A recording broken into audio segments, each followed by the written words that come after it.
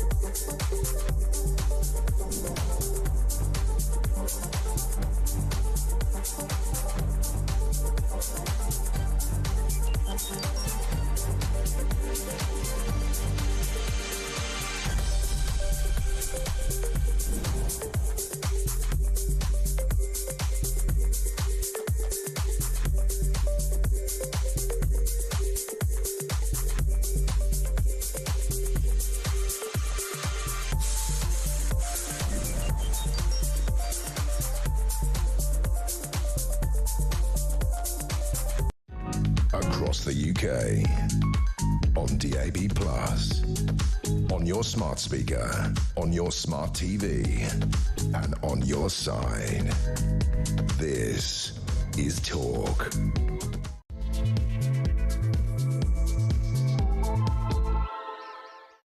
A very, very good morning to you. Welcome to the show. It is Monday morning. This is Talk, the home of common sense, with me, Julia Hartley-Brewer.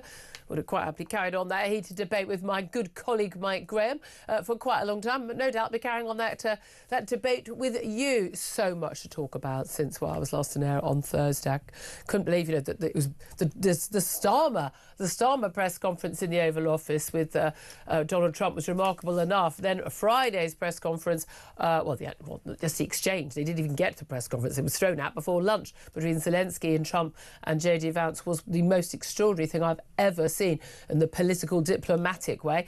But we're going to be talking about all of that throughout the show. My goodness, I would love to get your thoughts on all of it. We might just do a whole hour, just me and Mike battling this out at some point. It really needs to be done. But whether you are listening on a DAB+ radio or on your smart speaker, watching on YouTube or on your connected device, it is fabulous to have your company today.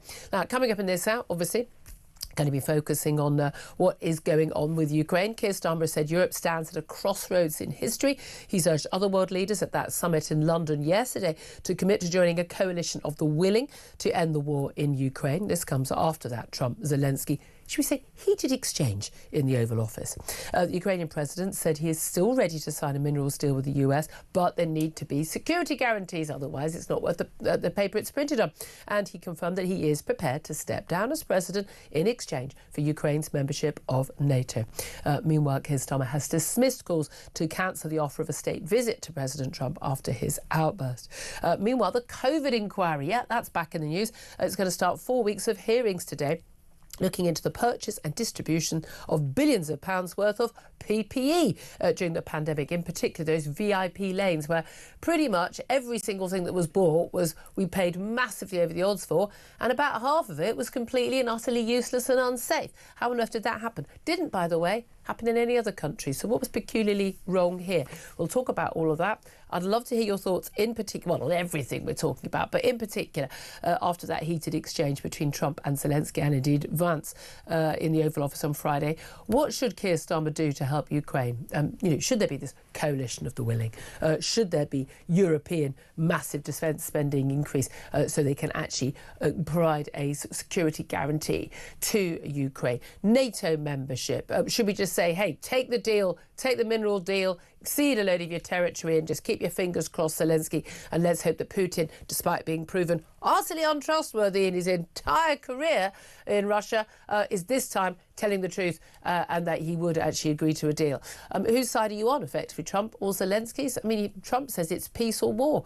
Isn't it the other way round? Isn't it the other way round? I'd love to hear your thoughts. Well, if you were Keir Starmer, what would you do right now to help Ukraine? What do you think the right outcome should be? Give us a call, 0344 499 1000. You can text the word talk and your message to 87222. You can get in touch at Talk TV on X. Calls are charged at the national rate. Text costs £1 standard network rate message. You can leave a message for free on YouTube as well. So much to talk about. Can't wait to get your calls on this. Sam Armstrong is joining me, commentator Sam Armstrong. First, I was going to apologise to you for giving you yet another cold and cough, which I seem to have acquired over the weekend. So hoping my voice lasts. I'm going to go a bit Mariella Frostrup as we go through the show, but hoping I don't pass it on to you because you've got a day job as well. But Sam Armstrong, I mean, what should Keir Starmer do to help Ukraine? Well, the Prime Minister is undoubtedly in a difficult position here, and I don't say that easily. He's not my best friend on earth, but the cards he has been dealt are now very, very, very difficult indeed. The scenes I saw last week in the Oval Office were, whatever you think about it, right? Just put aside whatever your opinion Whatever your was. political views are, yeah. They were extraordinary. They were, as Donald Trump himself said, at the very least, it was very good television, right? And it's going to have enormous consequences. What happened in that tiny room there is going to ring out right across the world. So, hence far, I haven't said this once yet during his premiership, but so far, credit to the guy.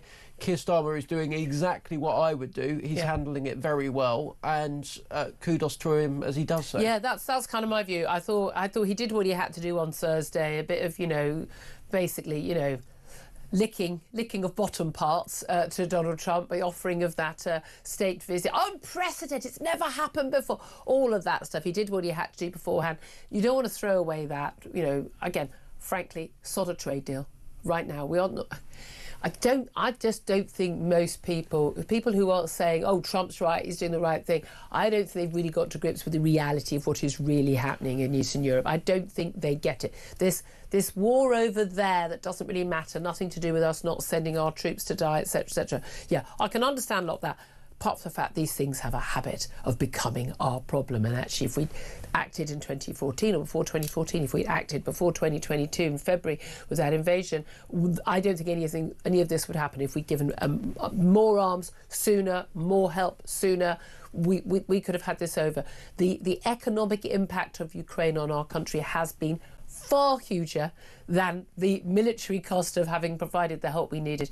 I think this is an absolute game changer, a total game changer for defence policy in Europe.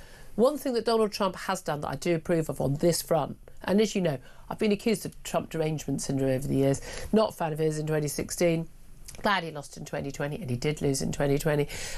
But this time round, if I was American, I would have voted for him. I'm loving what he's doing on net zero. I'm loving what he's doing on Doge. I'm loving what he's doing on DI. I'm loving what he's doing on Israel. But I said before the election, my big worry was I thought he was completely wrong on Ukraine. I think he's totally beholden to Vladimir Putin. I don't know why. Is there compromise on him? Does he genuinely believe that he uniquely has this relationship of trust with Vladimir Putin? No one has a relationship of trust with Vladimir Putin. He's a psychopath. He does not have those relationships. Everything is transactional for that man. I think he's using Donald Trump, who in this case is genuinely one of the useful idiots of the West, believing that you can trust Putin's word. And I mean, it's laughable. I don't believe for a moment that J.D. Vance is a very educated, very intelligent man. I don't believe for a moment that he believes Trump is trustworthy. I don't believe for a moment that Secretary of State Marco Rubio believes that that Vladimir Putin is trustworthy.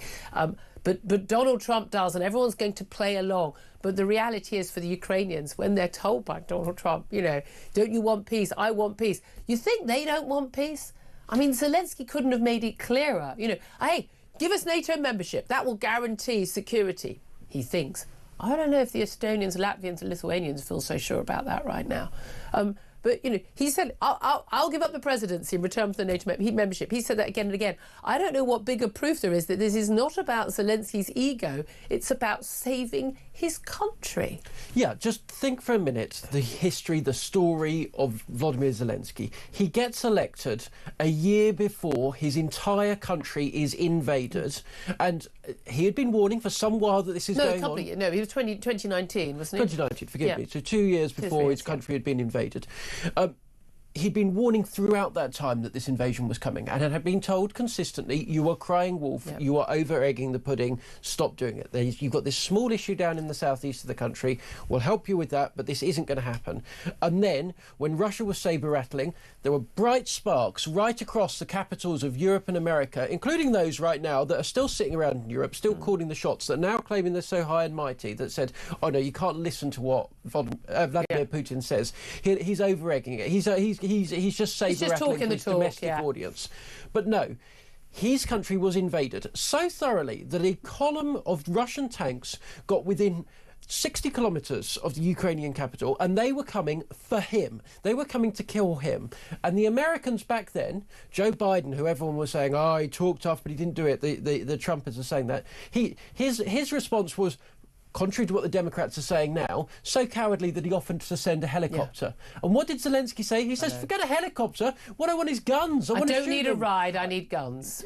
This is a guy who put his life literally in danger. There have been numerous attempts to kill this guy by the Russians, and he has stayed in the midst of battle. People objecting to the fact he's dressed for battle. That is a man who stood there while everybody around him, He doesn't wear a suit because it's not business as usual. While American diplomats, while British diplomats ran, he stayed. So I don't want to hear it that this isn't a great guy. Now look, none of that is doesn't mean he's perfect. Yeah. Panama Papers, that doesn't mean he's perfect. No one's claiming that.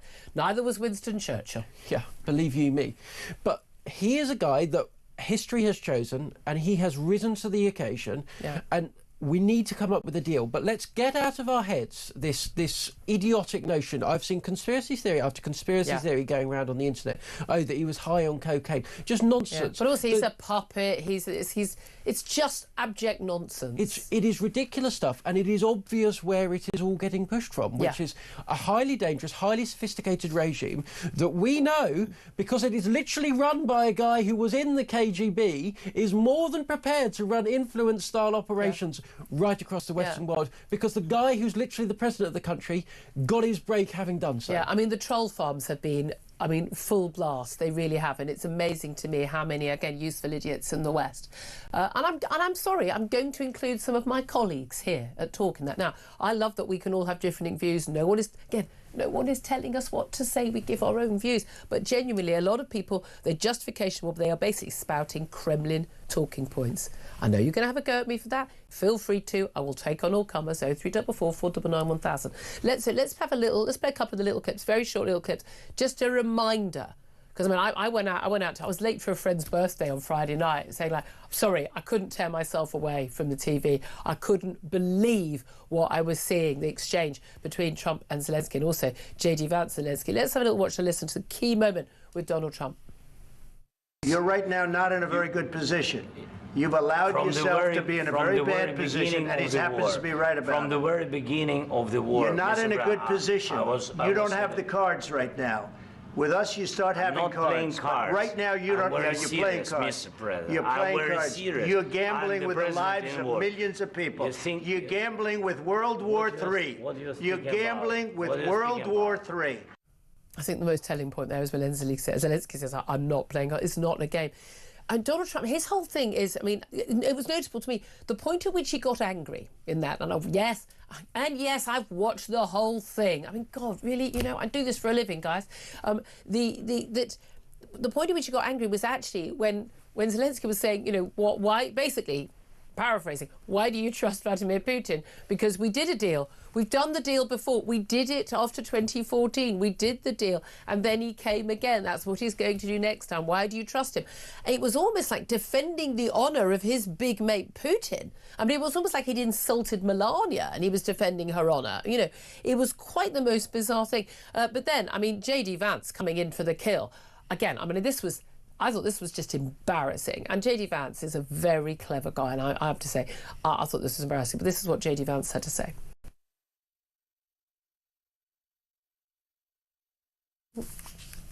OK, we can't get that one, but this is like, have you said thank you? We know that clip. He's saying, like, have you said thank you? Have you ever said, I mean, he'd actually said thank you earlier, and I think 7 minutes in he'd said thank you. But he's also said thank you, I mean, so many times. And then we had Marjorie Taylor Greene's husband, who's claiming to be a journalist of some sort, who then sort of has a go at him, why aren't you wearing a suit?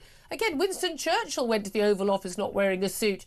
I mean, people were talking, I mean, last week I remember, people saying, oh, he's flying around the world, why is he not at home, he's a wartime leader. Again, Winston Churchill did exactly the same, because he's trying to get support to save his people's life. It was when he showed the photographs early on of the children who'd been abducted. And I just find it... I just find it so bewildering that people don't get that. What is the answer there? Because we're told the coalition are willing. We're told that Starmer's going to try and play this role between the two, and he's spoken to both Trump and to Zelensky. We saw the clear show of support. We've had the tweets, we've had the arms round, we had the trip to visit the king. Bearing in mind, Trump has been offered the state visit, so, but there's Zelensky with the king. All these world leaders turning up, and Trudeau, and showing all that. Now, that's all very well at the end of the day. If you ain't got the weapons and you ain't got the money, now there is money, lots of people upset. Rachel Reeves suddenly found some money from this fund to help Ukraine. Is this an investment? This is an investment, as far as I'm concerned, in saving us money in the future, at the end of the day. But do you think that basically Europe now needs to step up?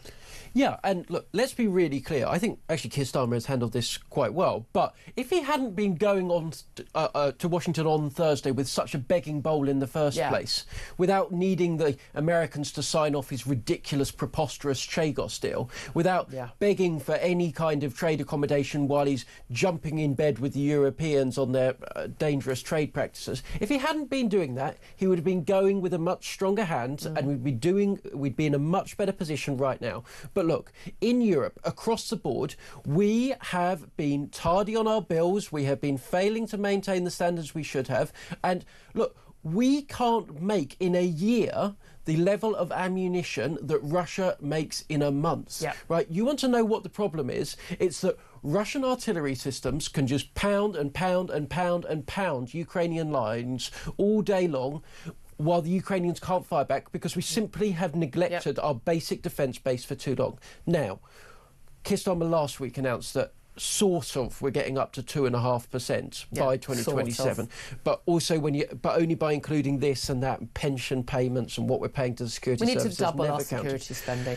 The simple way to deal with that is a straightforward position, which we should have taken years ago, which is to slash money from the welfare state, which has grown completely and utterly out of control. Over 1 million extra people now on long-term out-of-work benefits because of quote-unquote mental health that would be better off in the workplace. If we hadn't been so naive, they wouldn't have been allowed to get themselves into this sick position in the first place. We need to take all of that money, we need to reinvest it where it should have been in the first place, which is recognising, because of our gross naivety and our gross just, this is all great after the Cold War and pretending everything was fine. The end of history. The end of history. It was the most naive, abject failure of Western politicians ever, full stop, ever.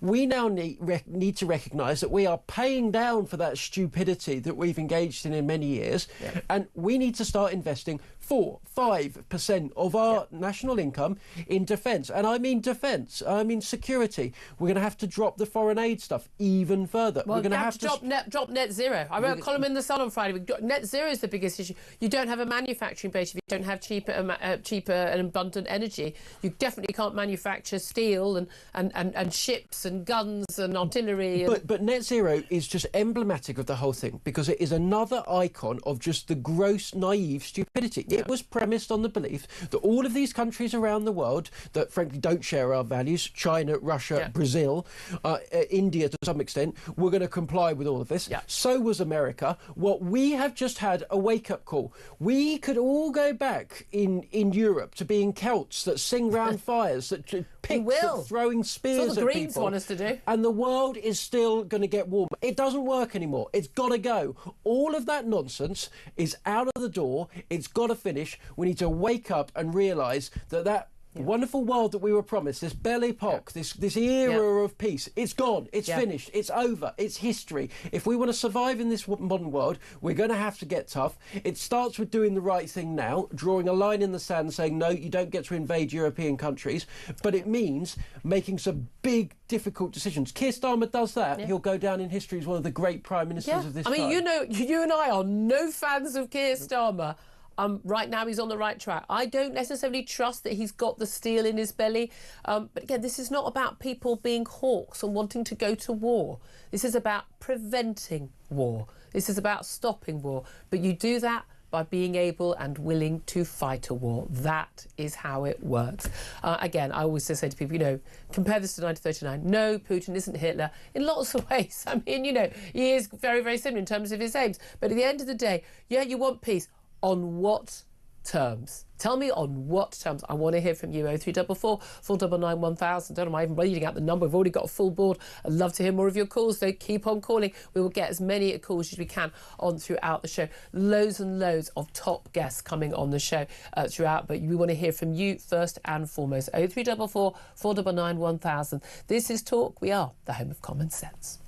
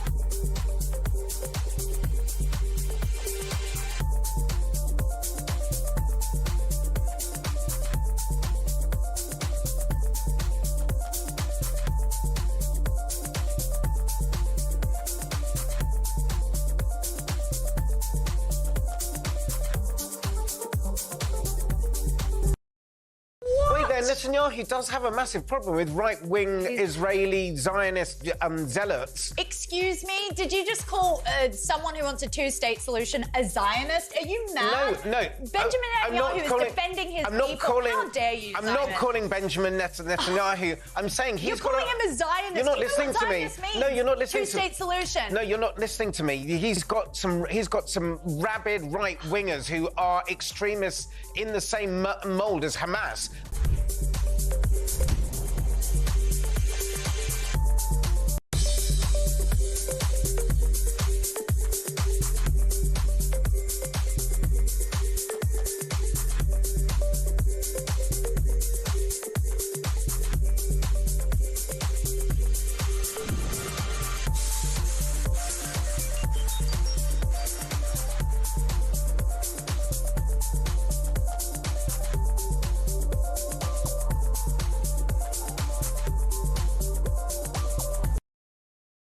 Across the UK, on DAB+, on your smart speaker, on your smart TV, and on your side.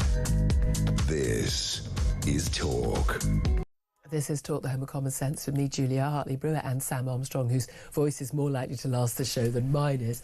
Let's get straight to your phone calls, 0344 499 1000. By the way, haven't got to anything else yet, have we? Gaza, BBC documentaries, the COVID inquiry, PPE, skinny Ozempic stars at the Oscars, and basically barely dressed women in their underwear at the Brits. We'll talk about all that later, though. Seriously, girls, have a meal, have some food. Seriously, have a cheese sandwich and put some clothes on. Just have a cheese sandwich and put some clothes on. You're just embarrassing yourselves now. That's my thought on that. We'll come to that. Apparently there were some films and some music that won awards as well, but who knew? Anyway, let's get back to your calls, 0344 499 1000, about Trump and Zelensky. The question I'm asking really is, what should Keir Starmer do to help Ukraine? We put it out on social media on X. Most responses seem to be resign. I'm not sure that's a helpful, constructive response, guys. But let's get what the phone calls say. Simon is in Northamptonshire. Hello, Simon. Good morning, Good Julia. morning. I hope you're feeling as well as you can be with that. Oh, I don't do the man flu thing. I just want my voice to survive. What do you want to say, my love? Yeah, I'm a little bit torn on it because I think I watched the interaction, whatever you want to call it, and I was horrified. My stepmother's American, and her exact words were, said, I'm embarrassed to be an American right at this point, because I think the way it was handled, the way it was televised, it was embarrassing to watch, because I think it would just embolden Putin. Lots of Americans were cheering Donald Trump on. If you look at social media, he won that one. I think the problem with that is it's where people support a person. Yeah. It's not about what has actually happened. It's just like, well, this was our guy, we support him irrespective. Yeah. That's the polarisation issue. Yeah. However, someone put it to me, and I thought, actually, this is a very valid point. It's left me torn on it. If we go down into NATO membership, and I'm not saying Donald Trump has recognised this, so that's his motivation for it, but that just nudges us all the more closer to World War III, because once something happens between Russia and Ukraine, and if they're a NATO member, we all have to pile in. Well, hold on a minute. Isn't the whole point of NATO membership is that he won't invade a NATO member because he knows that would, well, again, knows, thinks, suspects. I'm no longer sure that NATO membership is worth the paper it's printed on. I no longer trust the Americans would come in, and a number of the other countries in Europe would come in and actually do, all for one and one for all under under Article 5. And I think that's the fear, that Putin knows that to some degree, because he has always said he doesn't want NATO on his border. Yeah.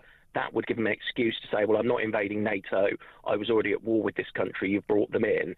Whatever way you want to spin it, bringing them into NATO, I'm not saying we shouldn't be doing it, but it will just nudge us close to World War III. You've then got China, Iran, all of those would have to pick sides.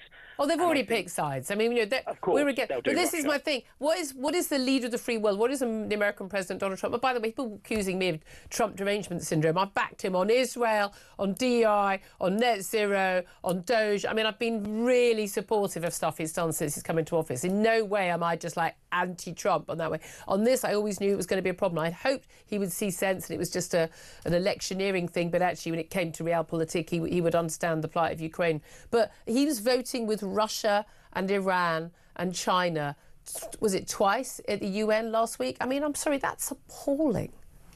Yeah, and I think this is the problem. A lot of people are now seeing this of like, it is possible to say I've supported him on other issues, but say, no, this I just cannot agree with you on. However, the end result is, if it's avoiding us going into World War III, that's a positive outcome, and that could be how he's viewed many years in the future. But I don't think that's his motivation. I don't think he's going in there going, I'm going to be the world's peacekeeper. As someone else has said, he's transactional. He wants something back from this. If he can't get it, yes, it might secure us peace, but the way he's going about it, Putin is just going to be rubbing his hands together going, do you know what, I can get the best deal possible. But why do you think not giving a security guarantee to Ukraine secures peace? This is the bit I don't get. We know, as Zelensky, the point at which Trump got annoyed with Zelensky was when he pointed out the facts that we did a peace deal with Trump. We did a ceasefire deal. He's reneged on every aspect of that deal after he invaded Crimea. We know he's not trustworthy. Yeah, and I think this is the whole problem. The only way I can see this would get solved, and no one wants it, like with, if you go back to World War II, it took a war to take out someone who's a mad dictator. it might be where this needs to go, but that's not an appetising or pleasant decision anyone wants to consider going, let's go to war to get rid of him. No, but again, for me, if we'd been able and willing to go to war in 2014 or in 2022 and Vladimir Putin knew that and he was sure of that NATO alliance, then I don't think he would ever have invaded. I don't think he's not a stupid man. One thing we can say about Putin, he is not a stupid man. He's very, very cunning. He thinks he can get away with it. Why does he get away with it? Because he keeps getting away with it. He got away with murdering someone, or attempting to murder people on the streets of London. Oh, we expelled a few diplomats. I mean, I'm sorry, that was an act of war in itself. He gets away with it every time. I mean, I'd also, there's a big element with it, with his entire economy now is basically based on the military. It's based on the war effort. I don't think he can undo that war effort now because his economy collapses and his power will collapse. So I think he's hell-bent on this. But, we can ignore the realities as long as we want, I think, Simon. But I don't think he's going to ignore them. Simon, I so appreciate your call. Let's go to Robert in Hertfordshire. Hi, Robert. Good morning. Morning. Just before I go on to my point, going back to skinny Hollywood actresses, what's happened to that Ariana Grande? Grande, Oh my God! I'll tell you what. As my dad used to say, I've seen more fat on a butcher's pencil. I think it's just sad. They all just get, But again, it's the world. It's that world they're in. But let's talk about more important things, though. Let's talk about what's going on in Ukraine. Well, a wise man once said to me years ago, in any negotiation, one side has to offer a bit more, and one side has to accept a bit less. Now, when you think about it, that's quite true. There's a lot of sense in that. I didn't agree with you when you said that Starmer's on the right track. No, he's not. He's showboating. No, he's not. He's showboating. And I would go to prison rather than let my grandsons fight a fight for this country. I would go to prison. Fight for this country or fight for Ukraine? No, well, go over to Ukraine. That's different. Fighting for Ukraine. Would you not fight for this country? I would. I would, but I'd get in the queue. I'd say, right, OK, I'll fight, but I want to see a few asylum seekers with me. Shoulder to shoulder. No, yeah. We've got an awful lot of young males of fighting age. Let's put them in the army. There's an argument for that, isn't it? But you're saying you wouldn't want if you've got, particularly if you've got sons, would you want them fighting? Now, we're not looking at conscription. We're not looking at people fighting in Ukraine. Zelensky said that from word go. We don't need you to spill any blood. We just need your weapons, we need your arms. We're talking about a peacekeeping force after a ceasefire. Well, this country has got someone. I was listening to a discussion last week. We've got the smallest army since the Napoleonic Wars. Yeah. The smallest armies. I mean, that's pretty Well, we need scary. to have a bigger army, yeah. I watched 3 films in the last 2 weeks. One was Elizabeth, the Golden Age. I know it was an Australian actress. One was The King. And then over the weekend, Darkest Hour. I watched The Darkest Hour on Saturday night. What has happened, Sidney? When you think of... See, we've already got the enemy here. The enemy is already here. Now, during the war, we didn't have that. OK, we had a few Nazi sympathisers, but they were soon dealt with.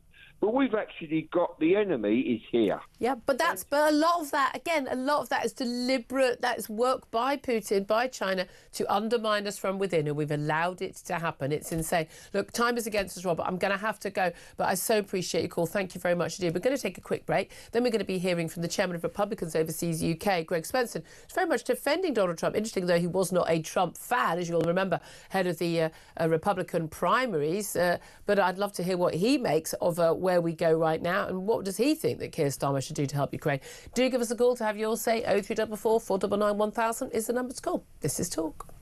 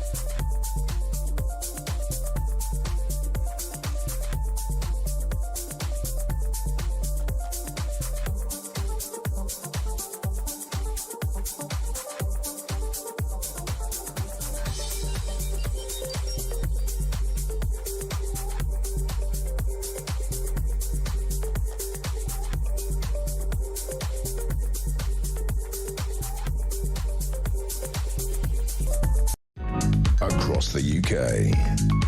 On DAB+, on your smart speaker, on your smart TV, and on your side.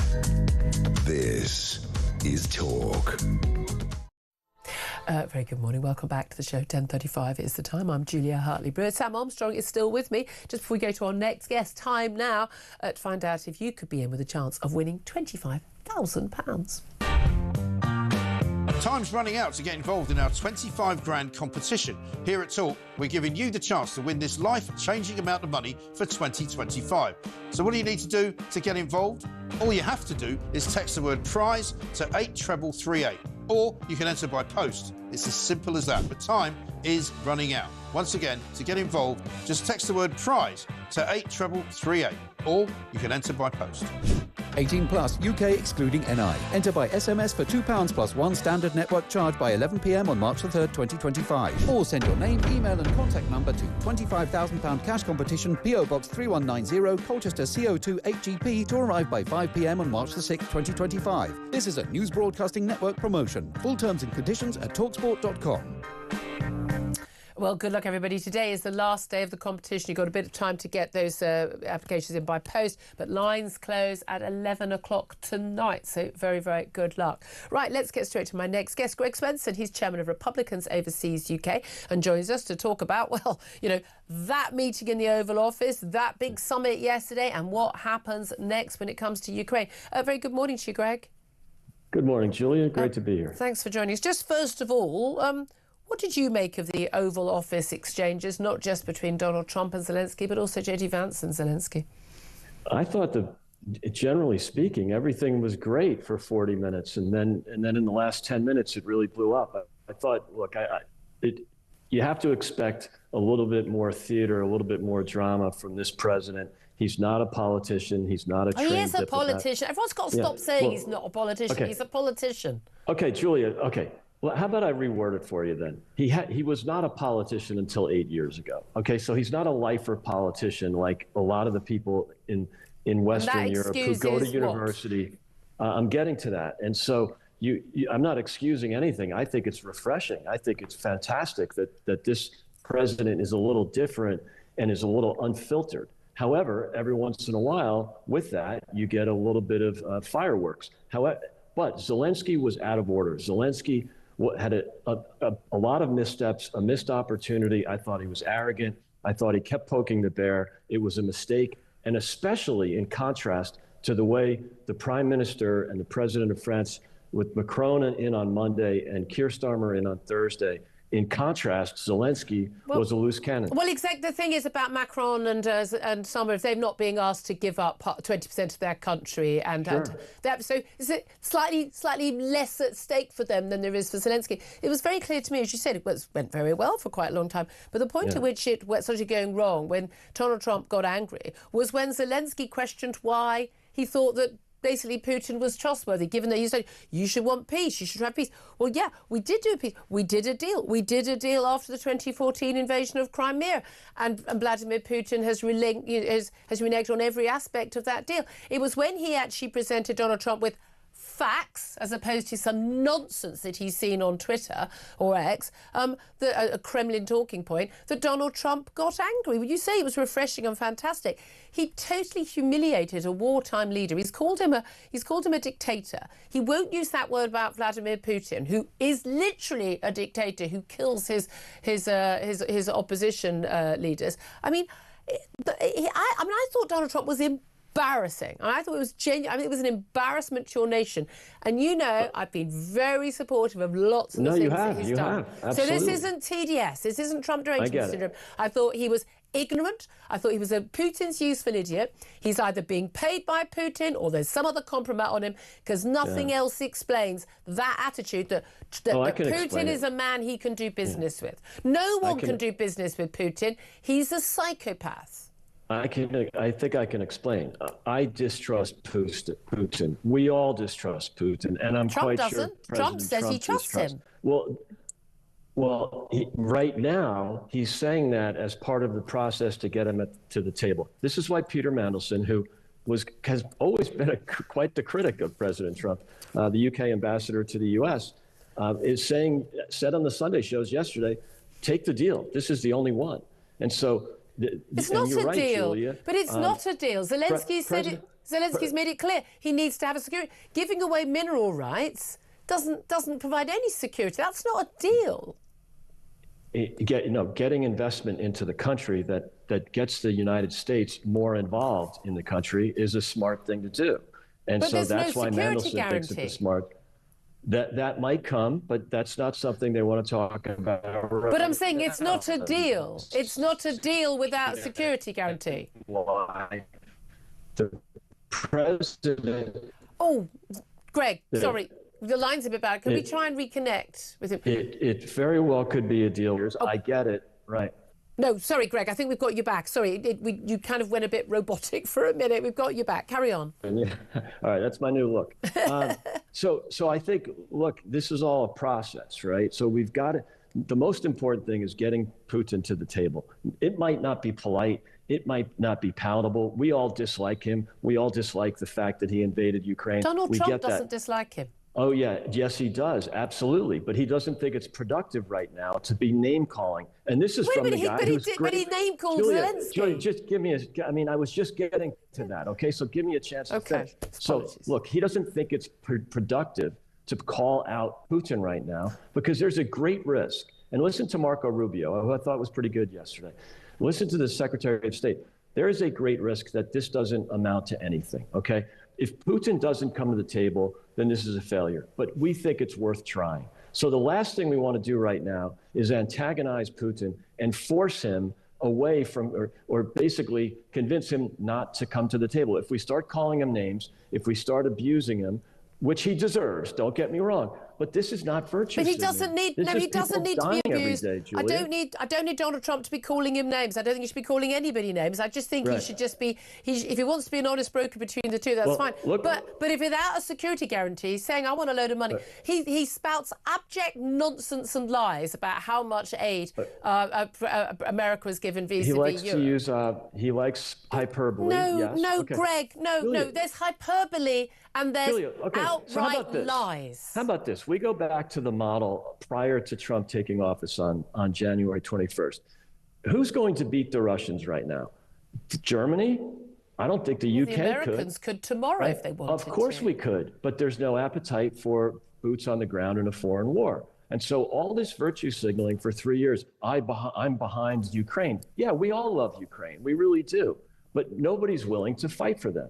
And even the security Ukraine guarantee, said they don't need people to fight for them. They need the weaponry so they can fight themselves. Exactly. And so they've been drip-fed weaponry for 3 years to continue the stalemate. I don't understand that. I wish that we, the U.S. and the West, had actually given them what they needed 3 years ago. Yeah. But we can't turn back the clock. That was then and this is now. Well, we could do it now. Biden wanted a stalemate. Yeah, I mean, I don't know that there's appetite for that though now because it's a different situation. So. No, what's the different situation? I don't understand what people think has changed. I can tell you that what's different is the popularity of Zelensky, which is important, right? The popularity was sky high in February of 22. That's when you have to go in with full-on support. He had the ratings, he had support not only in his own country but globally. And now you have a point where 3 years of stalemate. We think it's best to end this thing. You're talking about polls in Ukraine. He's still the most popular political figure in Ukraine. But you want to. There was a poll last week. I don't know that I would believe the polls out of Ukraine. So wait a minute. Okay. You believe the polls if he's unpopular, but you don't believe the polls if he's popular. That's irrelevant. He's the democratically elected leader of a state. Julia, I did not say that. Please don't put words in my mouth. I said he doesn't enjoy the popularity now that he did then, both globally and at home. Winston Churchill lost the first election after the Second World War. What is your point? That's right. That's right. So we should have got rid of Winston Churchill then? Appetite for supporting. So no, not at all. I didn't bring Winston Churchill up at all, Julia. I don't know where you're getting that, but I'm just trying to tell you what the argument is right now. And what has been done for 3 years in Ukraine has failed. And so we're trying something different. It hasn't failed because Russia thought they would seize the whole of Ukraine and they'd take it within 3 days. And they didn't. They've got 3 years on. They have lost far more men, far more equipment than Ukraine. And they have only taken 20% of the country. And in fact, about half of that they already had from 2014. The idea that they have failed in their defence of their country is an abject nonsense. No, I think that both sides would like to argue, would like to be the winner. And right now there is no winner.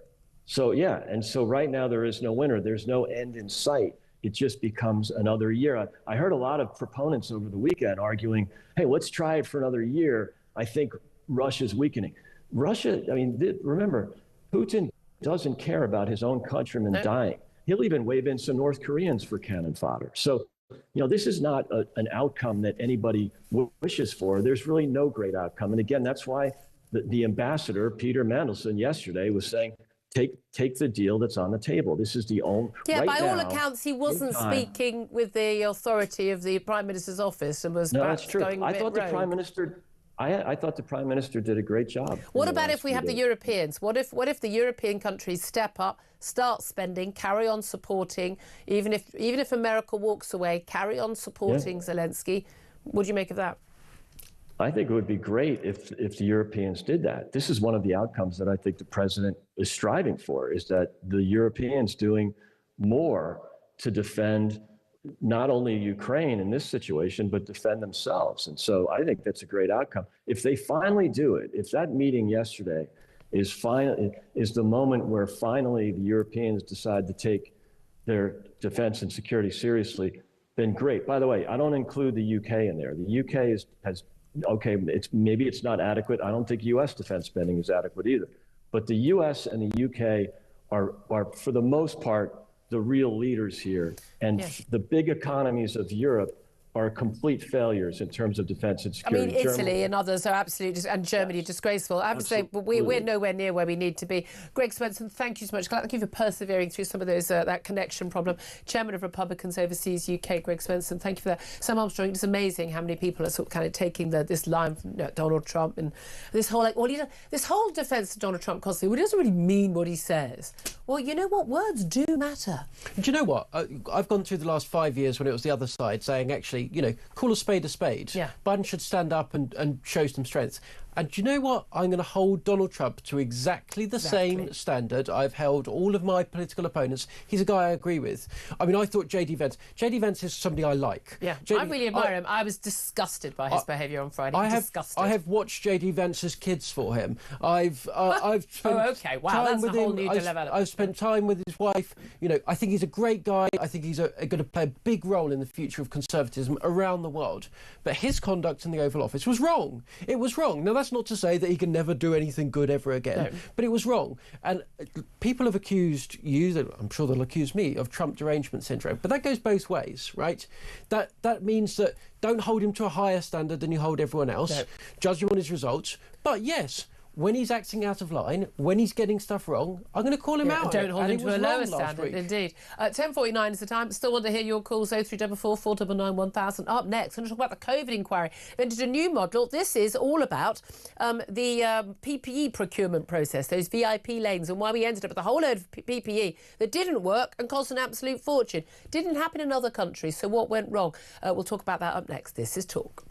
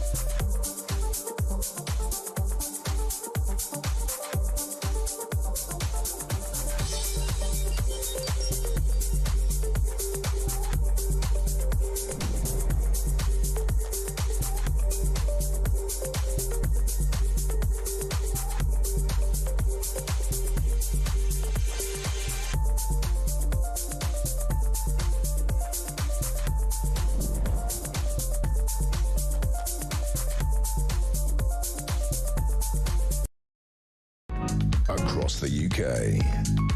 On DAB+, on your smart speaker, on your smart TV, and on your side. This is Talk. A very good morning to you. This is Talk, the home of common sense. Let's talk about the COVID inquiry. An absolute whitewash and waste of space most of the time. I think we can safely say failure to call key witnesses, to look at the key issues. And just thinking we should have locked down sooner is the answer to the COVID inquiry. However, they're getting some interesting stuff right now. They've started a whole 4 weeks of hearings today, looking into the purchase and distribution of billions of pounds worth of medical equipment. You know it as well, I know it as PPE, those masks, those aprons, all of the protective equipment that health workers and others needed during the COVID pandemic, and basically just how much we spent on it, how much was wasted and how little of it actually worked. Well, let's talk about this with Daniel Bruce. He's Chief Executive of Transparency International UK. A very good morning to you, Daniel. Good morning, Julia. Thank you for joining us. I mean, there's already a bit of an outcry over the fact that they're not actually calling to give evidence, any of the people who supplied a lot of this overpriced, unusable PPE. What did you make of that decision, first of all? Well, I think most importantly, there has to be a mechanism somewhere for companies that fail to deliver on these enormous contracts to be held to account. And if that's not going to be through the inquiry, then it perhaps needs to be through the courts or through some other legal mechanism. And I know that the inquiry is cautious in not wanting to prejudice any of those separate investigations into individual contractors. But maybe just to sort of ground the scale of the challenge that we're talking about here, our final research on this, which we published towards the end of last year, looked at all £45 billion that the UK government spent on PPE. And hold on a minute. Wasn't that on PPE, the test and trace, hospital supplies and the vaccine rollout? I think that's 48 billion altogether. So the rest of it cost 3 billion. Most of it is PPE. Right. Okay. Wow. And of that, there's 5,000 contracts, and we found 135 contracts that had 3 or more red flags for possible corruption of public money. Doesn't sound a lot against the 5,000, but in spend, it's £15 billion. Wow. Many of those contractors were the classic things that you would hear about. Brand new companies, never supplied PPE before. They were politically connected. They were referred through the highly controversial VIP lane. And there's got to be accountability through the inquiry. Yeah. The decisions that were taken around that. Yeah, and a lot of defence will be given. Well, you know, it was a pandemic, it was an emergency. We couldn't get the PPE. I mean, there was talk of, you know, American officials standing at airports in China, basically, or Malaysia, just going, right, where are you taking that shipment to? France? Right, we will give you an extra $50,000 just in cash right now to fly it to America. I mean, there was a lot of bidding going on. But we're not talking about deals that were just signed in the early weeks when everyone was in a blind panic. We're talking about stuff that was still being signed months and months later, and huge sums of money being given, as you say, to companies that had never produced any PPE or sourced any PPE ever in their lives. And an awful lot of the PPE they did buy wasn't even, usable. It's really important that the inquiry challenges that narrative, because actually the evidence, as you say, over months and indeed years, just doesn't support the argument that the height of the emergency in those early weeks somehow made this justifiable. The UK was an absolute outlier compared to many of our peer countries. We couldn't find anything in the world that looked like the VIP lane that the UK government created. Remind people what that was, because, my goodness, we talked about it a lot of the time, but remind people what that actually involved.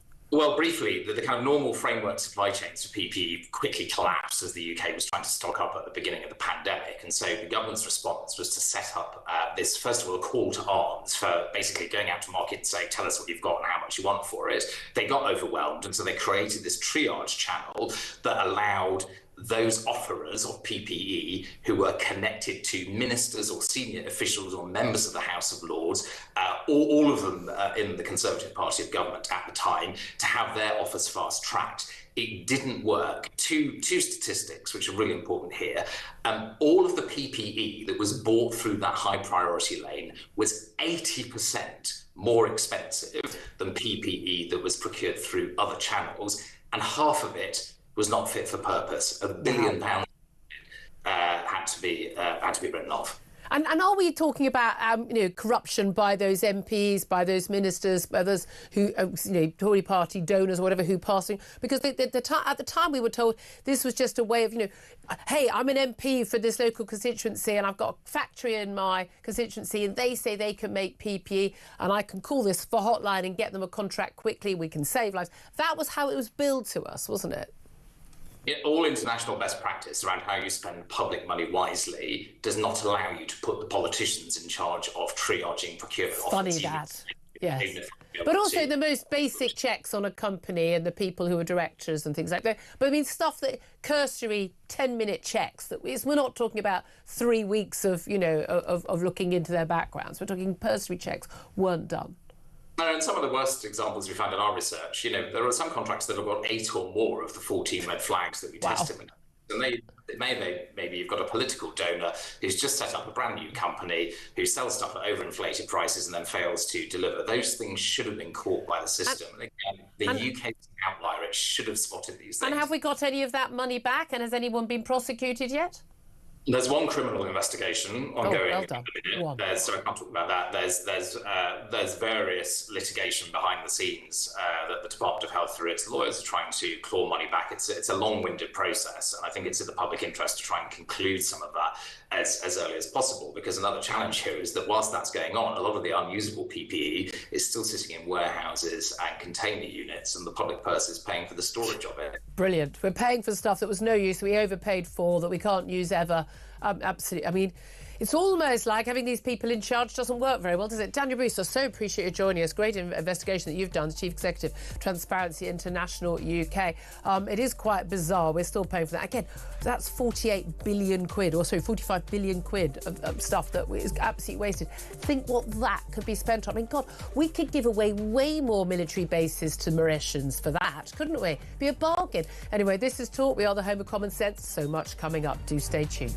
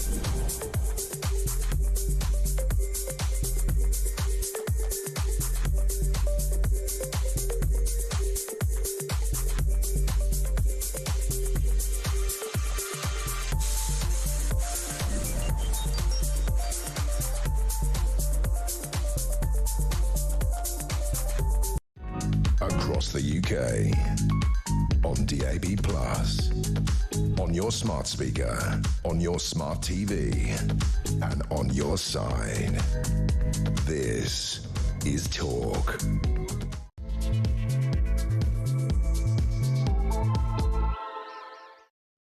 Very good morning. Welcome back to the show. This is Talk, the home of common sense. Whether you're listening on DAB+ radio, on your smart speaker, watching on YouTube, on your connected device, fabulous to have your company. An awful lot of you getting in touch on the phone lines. What a surprise. We are talking, of course, about Trump and Zelensky, particularly that heated exchange on the Oval Office on Friday. But crucially, after that summit yesterday, world leaders and talk of Keir Starmer saying we are at the crossroads in history and saying that he wants a coalition of the willing to end the war in Ukraine. He's not talking about putting boots on the ground, fighting forces, talking about boots on the ground as a peacekeeping force after a ceasefire. But what terms should that ceasefire be? I want to know, what should Keir Starmer do to help Ukraine? What would you do if you were him right now? Love to hear your thoughts on that. Give us a call, 0344 499 1000. You can text on 87222. Get in touch on X at Talk TV. Calls are charged at the national rate. Text costs £1, standard network rate message. And of course, it's free to message us on YouTube. Get to as many of those as we can. Get to as many of those calls as we can. Don't forget the Ukrainian president has said he is still ready to sign a minerals deal with the US. But he confirmed that he is prepared to step down also as president in exchange for Ukraine's membership of NATO. So we all want peace. The idea that the president of Ukraine doesn't want peace for his country is insane. But peace on what terms and how long would it last? That is the crucial argument. So virtue signalling, going, oh, you want war, I want peace, is meaningless. It's just nonsense. I mean, we're not 13-year-olds. Let's have a proper conversation. Also, we're going to be talking to entertainment journalist, the brilliant Caroline Frost, about what happened at the Oscars overnight, as well as the Brits this weekend. And basically, a load of women who ain't eating anything anymore at the Oscars, and a load of women who ain't wearing anything anymore at the Brits. And apparently some films and stars won awards. The film that won 5 biggest awards at the Oscars, Anora, never heard of it. I don't mean like I've not seen it. I've never even heard that word mentioned to me. I watched a trailer for it this morning. Nope, can't see why that's an Oscar-winning film either. But there we are. What do I know? I've had breakfast this morning, which is more than most people at the Oscars had ever done. Let's turn our attention to my brilliant guest joining me, as always, on a Monday morning, commentator Sam Armstrong, desperately wiping everything down with disinfectant wipes as I cough and sneeze everywhere off air. You're doing well. I just bring in my colds and coughs and I give them to you on a Monday. Yeah, the real point is I have just about shaken off the 100-day cough that you gave me just before Christmas. Sorry. And now you're back here with more goods. I have nephews at nursery and I have a teenager at sixth form. Yes. And I work in an office for the 20-year-olds. I get everything going. Yes, you also dance in nightclubs and go on big I don't know what you're parties. talking. In no way was I dancing on a podium in a nightclub on Friday night. Don't ever make that allegation. I would never do that. I'm a 56-year-old responsible member of society. Anyway, let's move on. Let's talk. I did do that. Let's talk about Trump and Zelensky. I'd love to see that. The memes that have been going around involving Zelensky basically punching Donald Trump in the face and Donald Trump being dragged along like a dog in the snow by Vladimir Putin on a lead. I mean, they are the ones that ring true to me about what happened at that Oval Office meeting on Friday. Not to Trump fans. They say that Trump was... It was outrageous behaviour from Zelensky. He's a warmonger, he's a dictator, and it's Donald Trump who wants peace and is the reasonable person. Is that how you see it? No, absolutely not. Let's be very, very, very clear. Volodymyr Zelensky was democratically elected to lead his country, and by any rational standard, he has gone above and beyond the call of duty. He has stuck in his country when he was offered a ride out, when all hope seemed to have faded. He stuck in, he led, and he managed to convince and to inspire his entire country to resist what we used to believe was the second most powerful army on earth. Yeah. We now believe that the Russian army is basically the second most powerful army in Ukraine. And that the credit for that belongs to one man, and that is Volodymyr Zelensky, who inspired everybody around the world. And look, the situation has got difficult. And it's got difficult because war always ends up this way. Takes longer than you think. We always say, you know, we said the First World War was going to end by Christmas. We said the Second World War would be over in a year or two. Yeah. It never is, because people dig in, things get harder to face. And what Vladimir Zelensky is doing is he's going to the world and he's asking them to show an ounce, a gram, a percentage point of the backbone that he has shown for so long. Yeah. And he's saying, stick with us. Look, I want to get to a peace deal. And look, he is now making concessions that would have seemed impossible for the Ukrainians to say. He said, right, they can have Crimea, which they seized by force in 2014, the last time they invaded. Yeah, I think just realistically, not getting Crimea back. He is basically prepared to do a deal by which the vast territories of Ukraine, which Russia seized by force using military power, that invaded his country, he's prepared to do a deal by which they get sovereignty over them. That is an extraordinarily in return generous for a deal. Guarantee for the rest of his country. This is bare minimum stuff. This is a huge win for Putin. He's prepared to sign up to. It's a huge win. And in return for NATO membership, he would leave the presidency. Or, by the way, he hasn't even, I don't think, he is not even drawing the red line at NATO membership. What he's saying is, look, give us some peacekeepers so they can't invade us without attacking your guys too. And therefore, right? And then I mean, let's have a little watch and listen to that clip of what Donald Trump, when he got really, you don't have the cards now. This is what, just a reminder on Friday of what Donald Trump said to Zelensky in the Oval Office. You're right now not in a very good position. You've allowed yourself to be in a very bad position, and he happens to be right about it. From the very beginning of the war. You're not in a good position. You don't have the cards right now. With us, you start having cards. Right now, you don't. You're playing cards. You're playing cards. You're gambling with the lives of millions of people. You're gambling with World War III. You're gambling with World War III. Of course, it's Donald Trump who's gambling with World War III by giving a sop to Vladimir Putin. A little earlier, we couldn't play this full clip. I do want to play it now. J.D. Vance's vice president just stepping in. I mean, really, I thought quite vicious. And by the way, also completely inaccurate criticism of Zelensky. Here's what he had to say. Have you said thank you once this entire meeting? No, in this entire meeting, have you said thank you? You went to Pennsylvania and campaigned for the opposition in October. Offer some words of appreciation for the United States of America and the president who's trying to save your country. Please, you think that if you will speak very loudly about the war, He's not speaking loudly. He's not speaking loudly. Your country's in big trouble. Can I Wait a minute. No, you've done a lot of talking. I mean, again, this is quite wrong. Repeatedly, Vladimir Putin. That was a Trump. That was a Bidenism.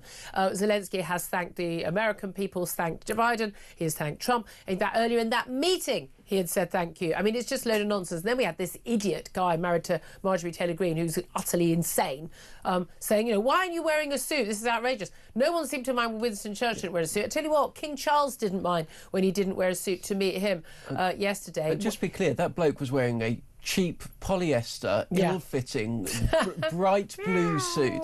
This guy was a total joke, and those horrible brown shoes with white soles. Oh, let it go. No, but the key thing is, like, he's made it clear he's not going to wear a suit because he's a wartime leader, and it's not business as usual. He's making that point. I do not understand why. And again, if you are arguing about, and it was Zelensky who went like, why are we talking about this? I want to talk about serious things. He was talking about saving people's lives. What would you do? And the question I'm putting out about Keir Starmer, what would he do to help? What should he do to help Ukraine? What would you do, Sam Armstrong, if you were Prime Minister of this country right now? Do you know what? I think it's incredibly difficult, but the reality is we are going to require European peacekeepers on the ground to maintain a demilitarised zone in Ukraine. Now, we can't do them ourselves. I'll tell you why we can't do them, because the British Army right now wouldn't fill Old Trafford. Yeah. Right? We have totally totally degraded ourselves, our own military capacity, to the extent that we cannot conduct that kind of operation. Which is a bit telling in itself in a dangerous age. It's more than telling, it's disgraceful, it is shocking.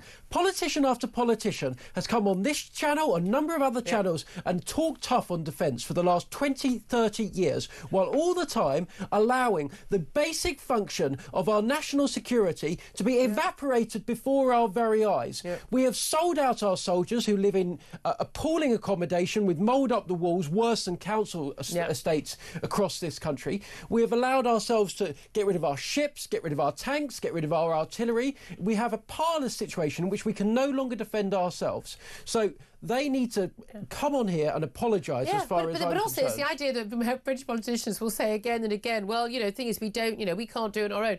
Yeah, but we can't because you've made a choice. There was a choice to, again, the post-Cold War dividend, well, great.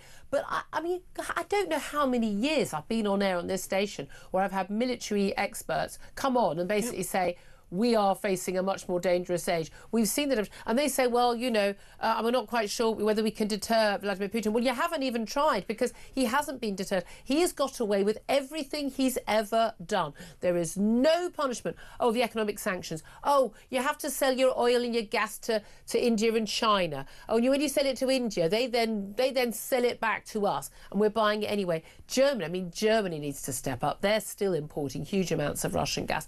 Everyone needs to get with the programme. What amazes me is again, the first function of a government in this country, in any country, is protection of the realm. You need to be able to defend your country and your country's interests. And we wouldn't even be able to defend Britain right now. We'd have to go on a war footing. Here's the worry, though. Here is the big worry, is that when you look at the economy in Russia, 40% now of government spending is now on the military. The entire manufacturing base has been turned over to the military. In terms of that, there's a massive shortage of men. I mean, 500,000 plus have left the country and escaped elsewhere to avoid conscription. They've got so few men, they're having to take people out of their prisons. We are talking about a country that is basically living, it's booming at the moment, but only because of defence and military spending. You take out that war, that economy collapses. I don't know if it's possible for Putin to backtrack at this point because his entire regime rests on that war continuing. That is the biggest worry. Well, there's two huge worries there. Firstly, as well as giving Vladimir Putin half of Ukraine, Crimea, the right to have all of these Black Sea bases permanently, and banning Ukraine permanently from joining NATO, which was their democratic decision to join in the first place, we are now going to have to drop all of the sanctions on Russia in order to make it happen. That possibly still won't be enough to protect Russia from the vast recession that is going to follow the war. So what are they likely to do? Well, they're likely to go and raid Georgia, which is a country just on the border, which is going through its own political troubles right now, which is what they've done in the past. Because Vladimir Putin sees himself in much the same vein that the Tsars of Russia viewed themselves for centuries, which is a constant imperial power, which is basically enriching themselves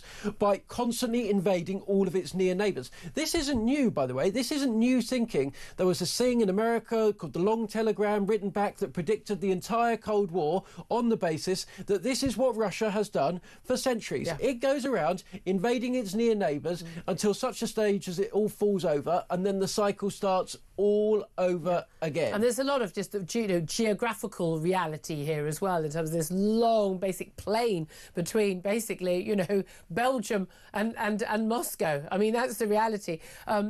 I just find it fascinating. What do you make, just finally, Trump state visit, lots of calls, front page of the Mail on Sunday, and others saying we should rescind the visit to Donald Trump for his unprecedented second visit to the state visit to this country. I mean, it seems to me that is an unnecessary, we have a royal family for a reason, so you can use them for these sorts of things.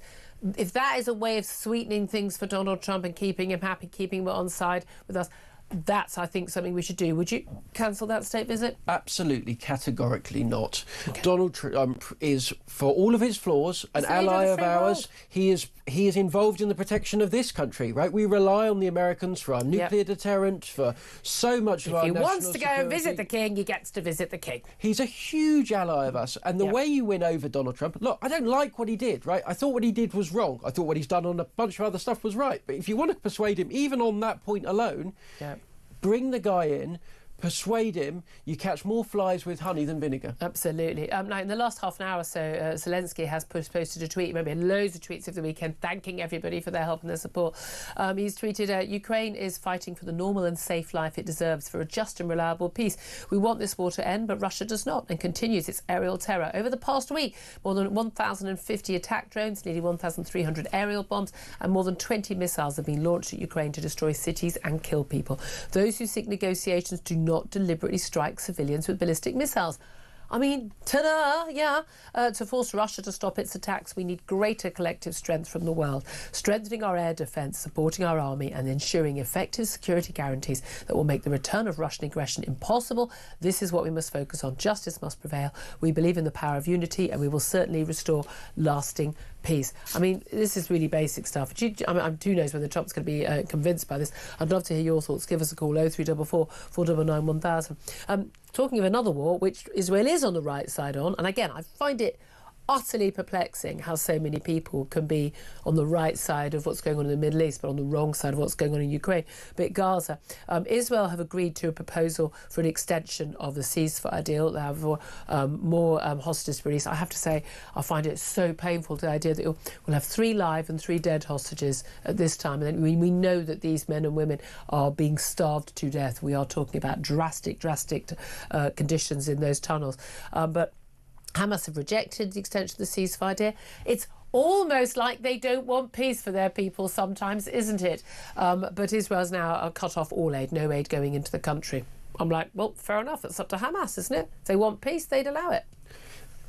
Underneath the streets of Gaza are being held desperate, terrified, young people, old people, hostages of all types. And Israel is desperate to get its people back. Desperate to get its people back. Look, if that was me, if that was my daughter down there in those tunnels, I would be raising the Gaza to the floor. Israel has shown extraordinary restraint through all of this. And how has Hamas, this vile terrorist organisation, chosen to repay it?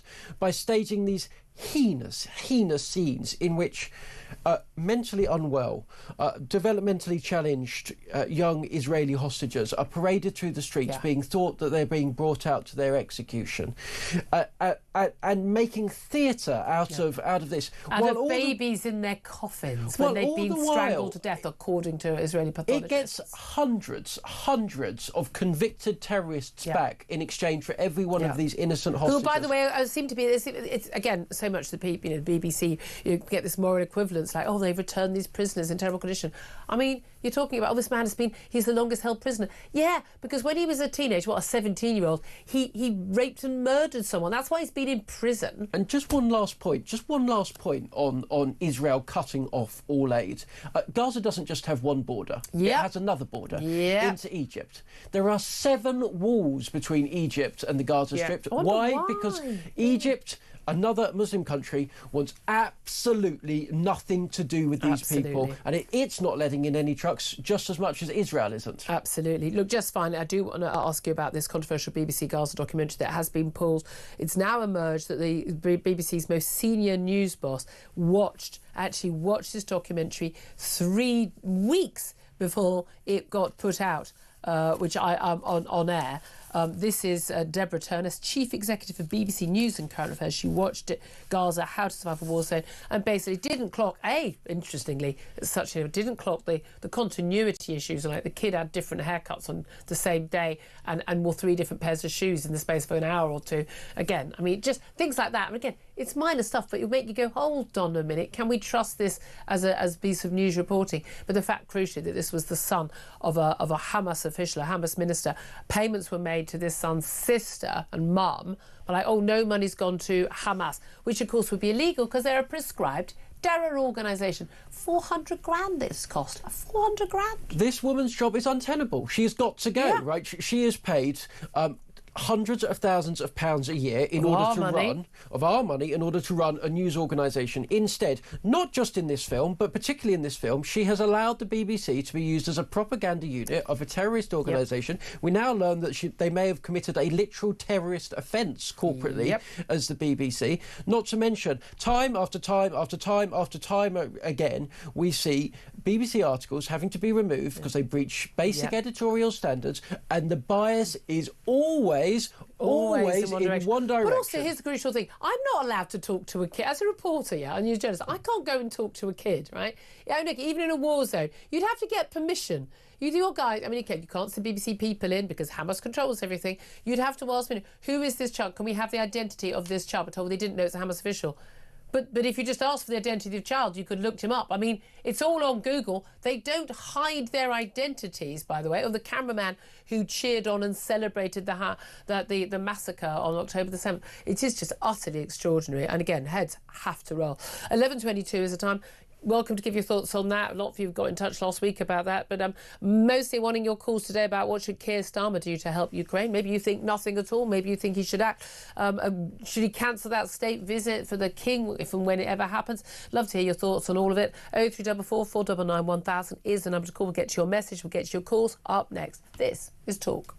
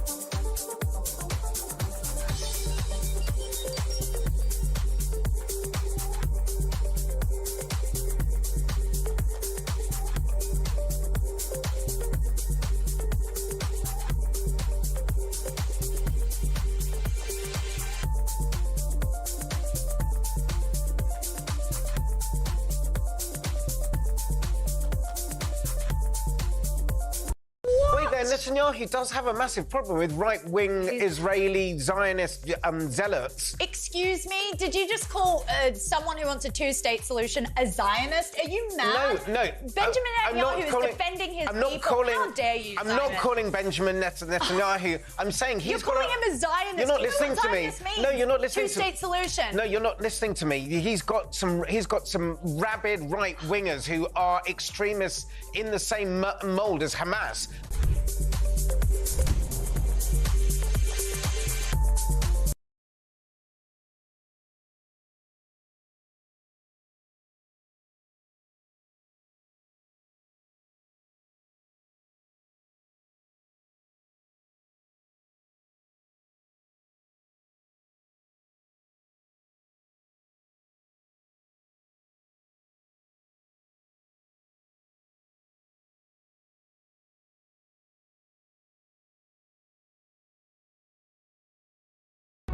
Across the UK, on DAB+, on your smart speaker, on your smart TV, and on your side. This is Talk. This is indeed Talk, as the nice man said, and I'm Julia Hartley-Brewer. Sam Armstrong, also a nice man, who's also with us. Let's go straight to the phone line, 0344 499 1000, and hear what you have to say. What should Keir Starmer do to help Ukraine? George is in Derby. Hello, George. Hello, George. Can you hear me? Hello, George. Hello, George. Oh, we can't go to George. Well, we'll try and get him back up. We'll get another caller up in just 1 second. Let me read some of the messages. Sam says Starmer should focus on helping Britain. He needs to stop meddling in other countries. If we'd done that to begin with, none of this would have happened. No, I mean, that's literally... No, Sam, you're literally wrong. I mean, we're not meddling. We're trying to save an ally, for goodness sake. Emma says, tell him to accept the Americans' offer of security by signing the minerals deal. Then let the USA negotiate a peace deal. There isn't an offer of security with the minerals deal. That's why he won't accept it. Georgie says, I think the best thing he can do for this country is resign. Leslie says, exactly what he's doing, playing into Trump's strategy. And Steph says he should pressure Zelensky into resigning without NATO membership. He should pressure Zelensky into allowing Ukrainians choose who lead them. They did, Stephanie, and they elected Zelensky. Do you remember during the Second World War? No, you probably don't, and neither do I, because we weren't alive then. But we didn't have an election during the Second World War because we were at war. 20% of the country being seized by foreigners, by a foreign force, and many other people abroad. You can't hold a war in those, hold an election in those circumstances. Again, Kremlin talking point. Those messages are all Kremlin talking points. You're just being led by the troll farms, guys. Let's go to Ian, who is in London. Hello, Ian. Before I start, first of all, wish you best with your cold. Oh, for goodness sake. I'm not dying of something. Just got a cold, but thank you. Very sweet. Secondly, thank you very much, as per usual, about Israel. Right, now on to the next bit. There's a but coming, everybody. No, not with you. Yeah. Not with you, I promise you. Last Tuesday, Macron turns up, as per normal, only one thing in his mind: what is in it for France? Because that's where the French have been all their lives. And he doesn't change. The next day or the day after, Starmer turns up. Starmer has got the lowest ratings for a PM here. He's in trouble. He's got to get something. So he goes in, he gives a lovely invitation from the king, then he drops his trousers, listens to what Trump says because he wants the Chekhov deal and everything else. And goes along with everything, but both come out with the idea that Trump is going to back Zelensky and everything's going to be fine. They come out, they say to Zelensky, everything's fine. Zelensky turns up, no differently dressed to how he's been throughout the period, even when he went to the UN to see the Pope, everybody, no different. But he's in the belief everything is going to be fine. Trump already knows that he's mugged off the other two to make them think he's going to look after him. Then he starts taking the mickey because, quite simply, he's doing a typical, what you would call a closers thing. He's giving it, but he's making him jump through the hoops to get the deal. Yeah, that's the whole point. Normally, when a salesman goes into a house, he's not going to just say, do you want double glazing? Because he knows they're not going to spend thousands straight away. So he's got to make him jump through all the hoops. And it was... But the real sort of thing is that no matter, what Trump says that he wants America to pull away, they are still involved. But what I can't understand, sorry, I'm babbling on. No, you're here, not. Carry on. Right? Is that if NATO was the most important thing, why did Biden never, ever offer it to Zelensky in the first place? There was a general view, wasn't there, that somehow that would be effectively confrontational with Vladimir Putin. But also, I think Turkey and others, Hungary and others, wouldn't actually agree to it because it has to be unanimous. But here's the thing: I don't think either Macron or Starmer came away from their meetings with Donald Trump thinking everything was hunky dory. I think everyone was very wary. But the point was that Zelensky, is very persuasive. We know Donald Trump is largely influenced by the last person who spoke to him. There's lots of evidence for that. That you could probably try and persuade him, and he realised that the deal on the table was just not a deal. It's just, it's basically, you use the word mug, but it's basically a mugging. It was a mugging. Like, we'll take your minerals, but we won't give you anything in return. It's not a deal. That's not a deal. Well, the only thing that I saw initially when I sort of maybe was taken in a little bit by it was that if there are American members of staff or American, whether they're staff really or they're CIA agents or... if they're on the ground, then the Americans would have to act. I'm afraid I just don't think that was going to wash. And again, Do we seriously think that Zelensky would turn that down if he thought that was going to be the deal? You know, it was going to be a wink, wink, don't worry, anything happens, we'll make sure Putin knows.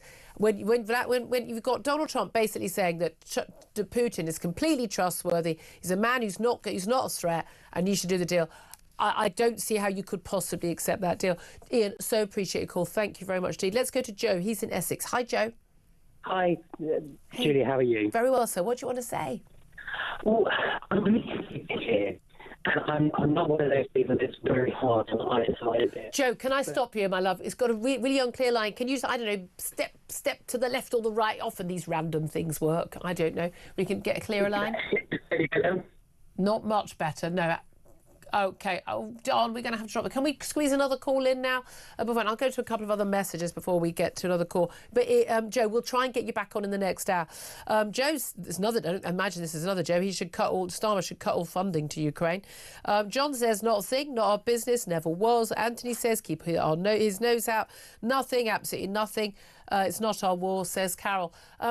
Sam, this is the stuff I really worry about. It's like, not our problem, not our war. Well, neither was Sudetenland, neither was Czechoslovakia, neither was Poland. I mean, not our problem. Neither was Iraq, neither was Afghanistan. People can make arguments about neither was Syria. You know what? They have a funny habit of becoming our problem, those wars, don't they? Yeah, you boil frogs slowly, and it's the same with dictators. They take somewhere that's not you, a far, far away land of which we know little, and over time they come closer and closer and closer and closer.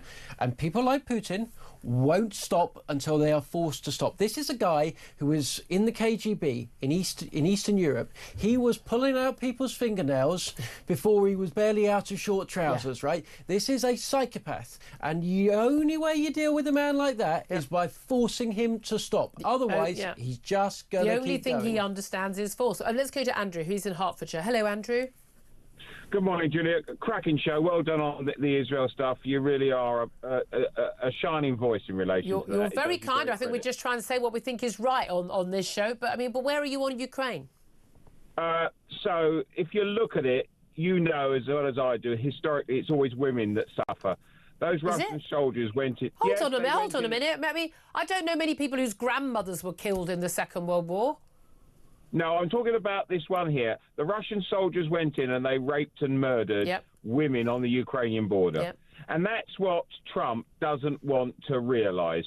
We have to support Starmer in supporting Ukraine. We have to go very... Your guest was quite right. We need to go into the social security budget. It's 260 million. Cut it to 60. People with cancer, people are dying.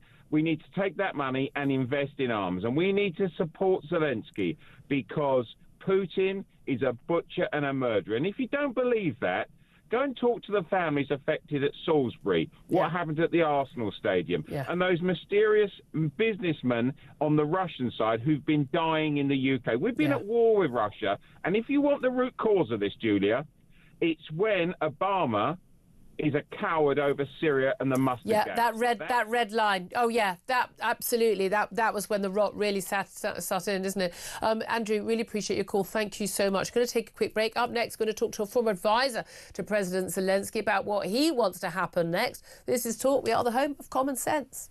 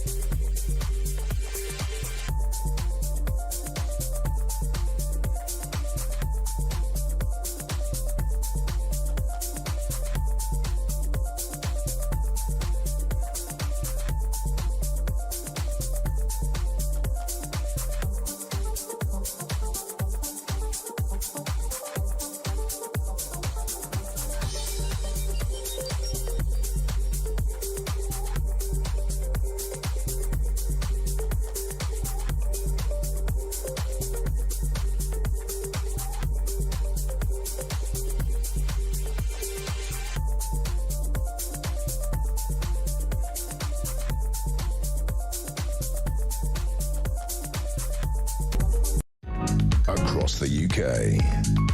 On DAB+, on your smart speaker, on your smart TV, and on your side.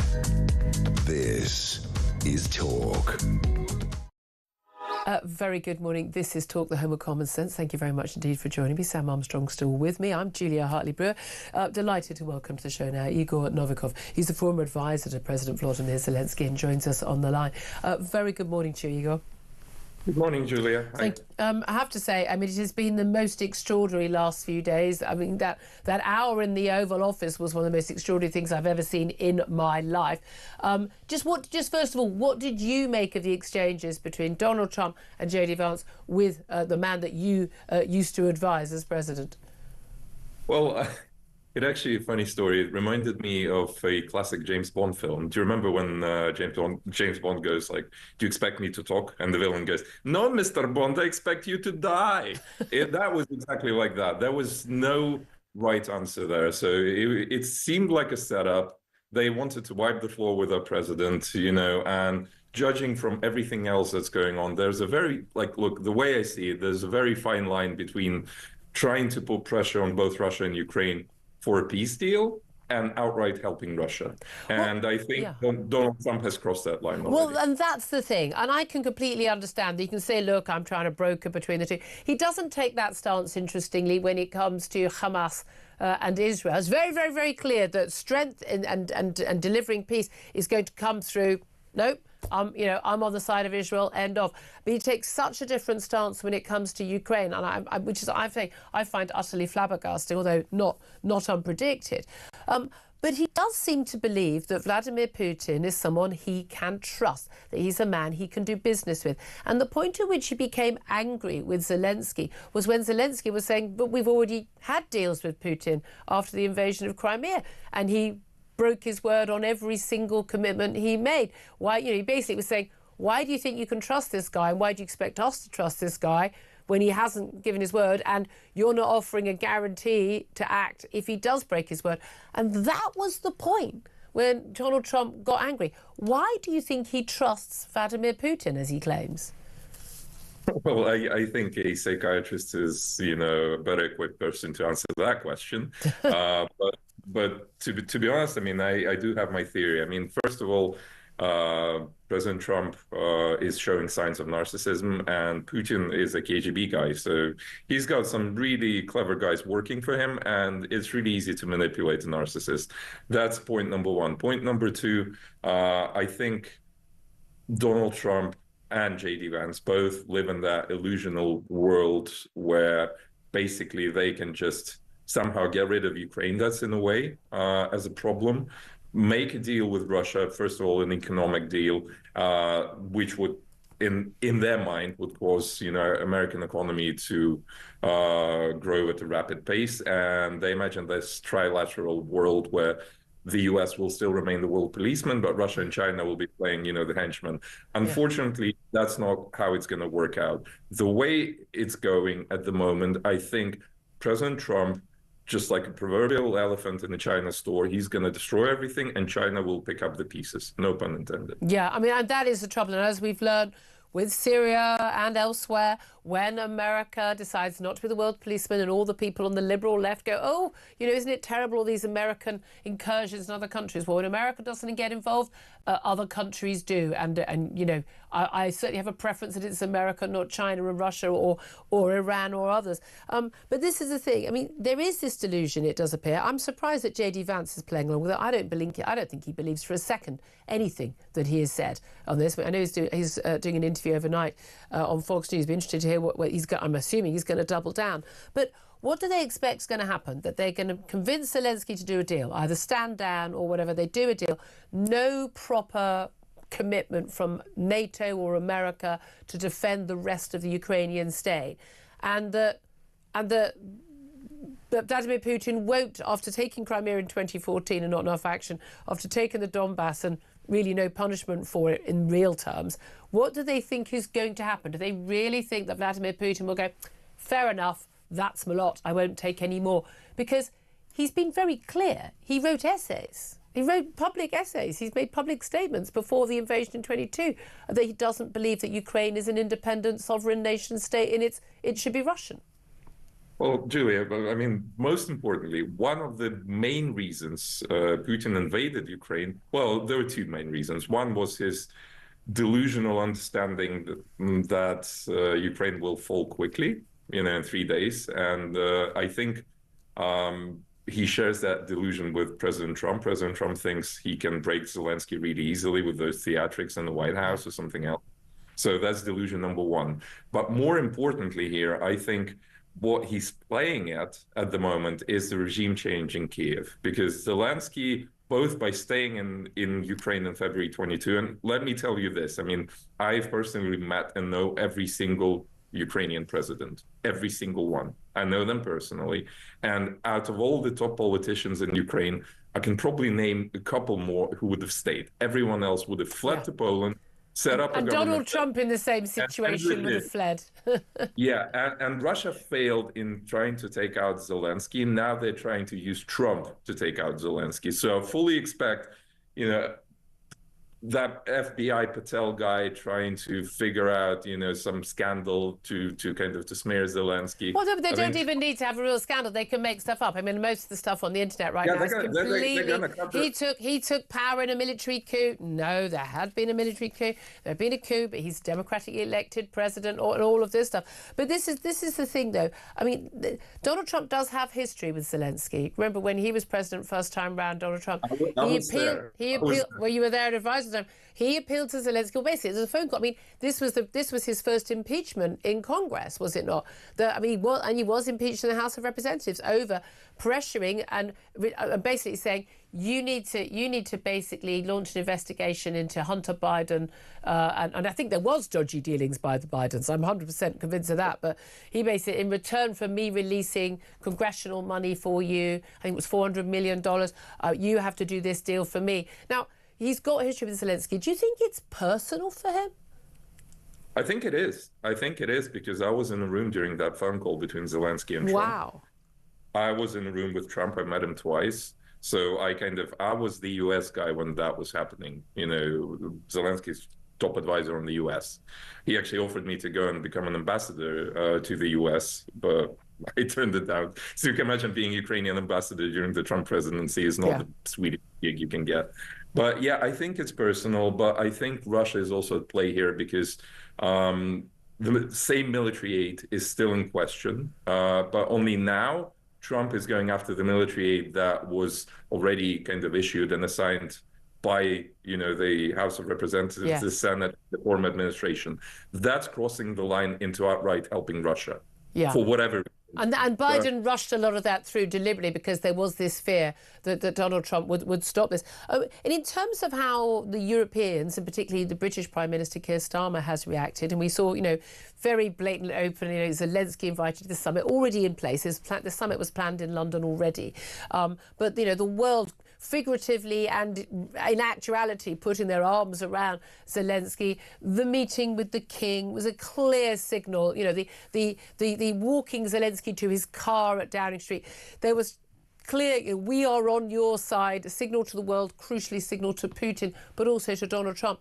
Do you trust that the Europeans can or will or have the will to do enough to help Ukraine if Donald Trump does, as many fear, pull the plug on aid to Ukraine? I believe so, yes. I don't think it's going to happen straight away. I think, Europe needs to come to its senses and overcome certain problems. Hello, Prime Minister Orban, for example.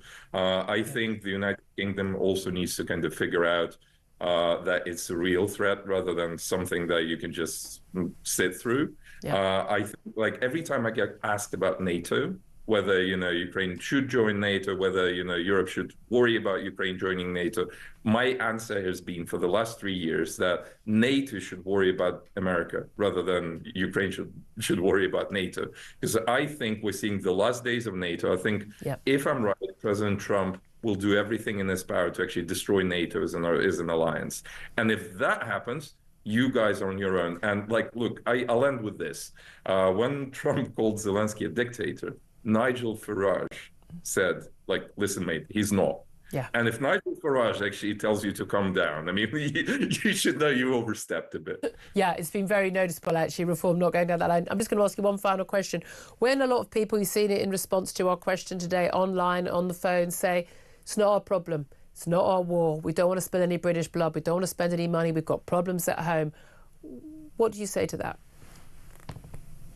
Fair enough. Then just give it another couple of years and it will be a problem, but the solution won't be easy. You're lucky we're fighting for you. If it weren't for Ukraine, I mean, Trump said Ukraine doesn't have any cards. I mean, first of all, if Zelensky wanted to surrender, he'd go to Moscow, not Washington. That's the first kind of point here. The second point being, Ukraine always has an option to kind of say enough is enough. But if we do that, you guys are on your own with Russia, and then it won't be fun. Really good point. Igor Novikov, former advisor to President Zelensky, so appreciate you taking the time to talk to us. Again, he wasn't dressed in a way that Donald Trump would have approved, or J.D. Vance or Marjorie Taylor Greene's husband would approve, or was he? Sam Armstrong, what do you make of what he had to say? Well, look, I'm a man that wears a suit to work pretty much every day. I imagine you wear a suit sort of, you know, at home having a cup of tea. Well, look, I think in this country it's important when you go out to do business, you put on business clothes. But do you know what? If I met Zelensky, I'd be honoured that someone was there wearing their wartime garb and taking the time to go and see me. And but let's get to the important stuff. The important point is, as we heard right at the end, this is a long way away, theoretically, from us now. But one more country in from Ukraine, we are right on the borders of NATO. And that is Putin's aim, right? He is getting as far and far and far into Europe as we possibly can. And look, we've seen what he's done with gas. Can you just imagine next time round if Putin gets what he wants, control of the vast chunk of Ukraine? Yep. And not only can he turn off the gas taps, he can turn off the wheat bowl of the world, and he can literally fertilizer, sunflower oil, these are absolutely crucial to our He could literally starve us out. And people said, oh no, he would never do that. What is it about this man? What is it about this former KGB agent who was so ruthless he got to the top of Russian politics that convinces you can trust him? Yeah. One jot. Absolutely. 11:48 is the time. Love to hear your thoughts on what Igor had to say. Up next, we're going to be talking about the really important stuff. A load of women who haven't eaten anything in God knows how long, and a load of other women who don't seem to wear anything more. Yeah, we're going to be talking about the Oscars and the Brits. That's up next with Caroline Frost. This is Talk.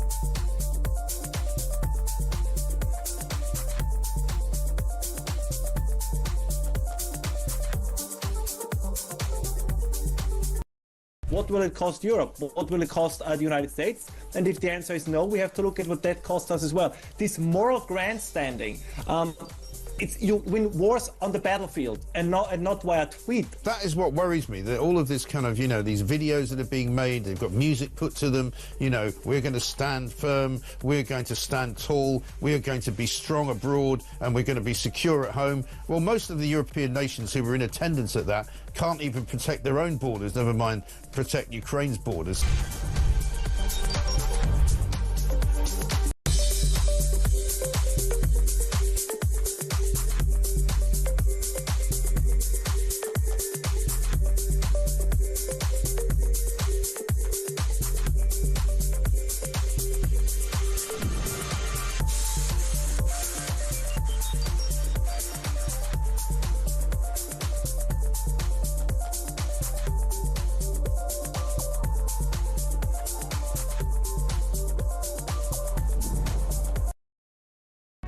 Across the UK, on DAB+, on your smart speaker, on your smart TV, and on your side. This is Talk.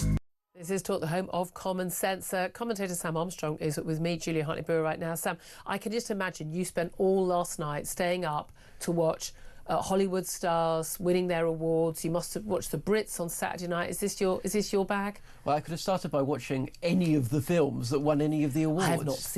I've not even heard of most of them. Anora? Literally never heard that word until this morning. Literally never heard that word before this morning. This was Hollywood at its most insular looking. Look, I'll take that after years and years of giving the gong to the wokest film to come out this year. Yeah. At least not having heard of them was. Was there a black lesbian trans director that could be given an award? I don't know. Well, let's ask someone who does know. This is her lifeblood. She loves this stuff enough for all three of us.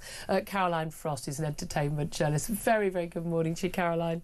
Hello. Hello. Can I say, Anora, where did that come from? Never heard of it. 5 Oscars, 5 of the biggest. Julia, you've been sleeping. It won the Palme d'Or.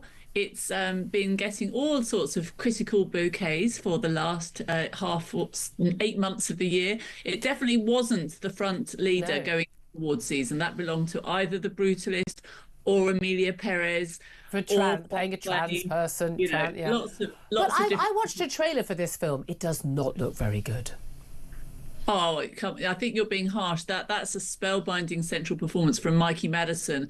But I do think that the best Oscar should have gone for Demi Moore's loser face when it did go to Mikey Madison, because all bets have been on Demi Moore going into this award season, and yet she went away empty-handed. She can now join the likes of Glenn Close and others, who are probably the hardest working people never to actually bag an Oscar. But poor old Demi Moore, yes. I think people have been employing lip readers this morning to see what she actually said when the envelope was open. If it was me, I would say a bad word beginning with F and ending with K if I didn't, and I'd do it on camera. Here you go. I'd make sure I was the story for losing it. There are a lot of big winners. There's some surprise winners. It's the 97th Academy Awards, but I have to say a lot of the focus in the media has been on the Ozempic Oscars and how skinny everyone is, and basically everyone in Hollywood, even more than usual, is obsessed with these fat jabs.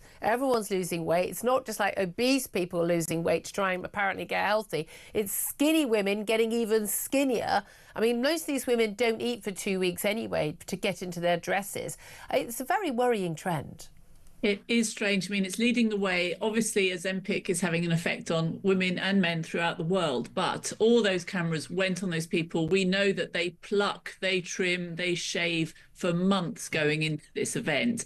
As you say, an awful lot of flesh on display. Perhaps the thinking is, you know what, if I've taken all those injections, I'm damn well going to shoehorn myself into that nice dress. But if you're already quite slim, the likes of Ariana Grande and others, it's like you're making a point that you are skinnier than the Ozempic brigade. So it's sort of turning into two tribes, and they are both revealing an awful lot more of themselves. So I was just looking at some of the outfits. Megan Thee Stallion was wearing a dress. I mean, do you remember when Janet Jackson was cancelled because she was wearing a nipple cover in her wardrobe malfunction at the Super Bowl? Yeah. We now have a dress that was built around a nipple cover. It's extraordinary stuff. Something happened, I would say, about 20 years ago. I remember working for an Australian newspaper, and this lovely lady, the pictures editor, said, I've been looking at the red carpet for an awards, and she said, I feel like some of these outfits used to belong in the red light district. When did they come across? Well, and of course, I had no answer, but it's not, the genie is not. No, well, the Brits were even worse. A lot of the performers were, and the online pages are going, oh, sexy outfit. Like, you've got red stockings and red suspenders on. It's not sexy. That's just tacky. They are literally dressing like $10 hookers on stage. The women they've barely got a single thing on. I am no prude at all. I've short skirts. I'm not, but it's genuinely disturbing to me. She's a mother of a teenage girl. When you look at the clothing that a lot of these young women who are being admired by young women are wearing, they everything is out. Everything is on display. They wear fewer clothes on stage than I wear going on the beach. In the bath. I mean, on the bath, yeah, exactly. But it's so sexualized. And what I really hate about it is the women are saying they're empowered by it, and they're not empowered by it. It's just porn. That's all it is. It's porn. Well, do we think that Kanye West's wife, inverted commas, is that empowering what she... I mean, of course, when she pulls a stunt like that, I saw somebody was wearing an outfit that was described as a Bianca Censori-inspired outfit. Well, I have to say, that's not much of an outfit. That's a birthday suit. I know. No, but also, Kanye West was always fully dressed, funnily enough.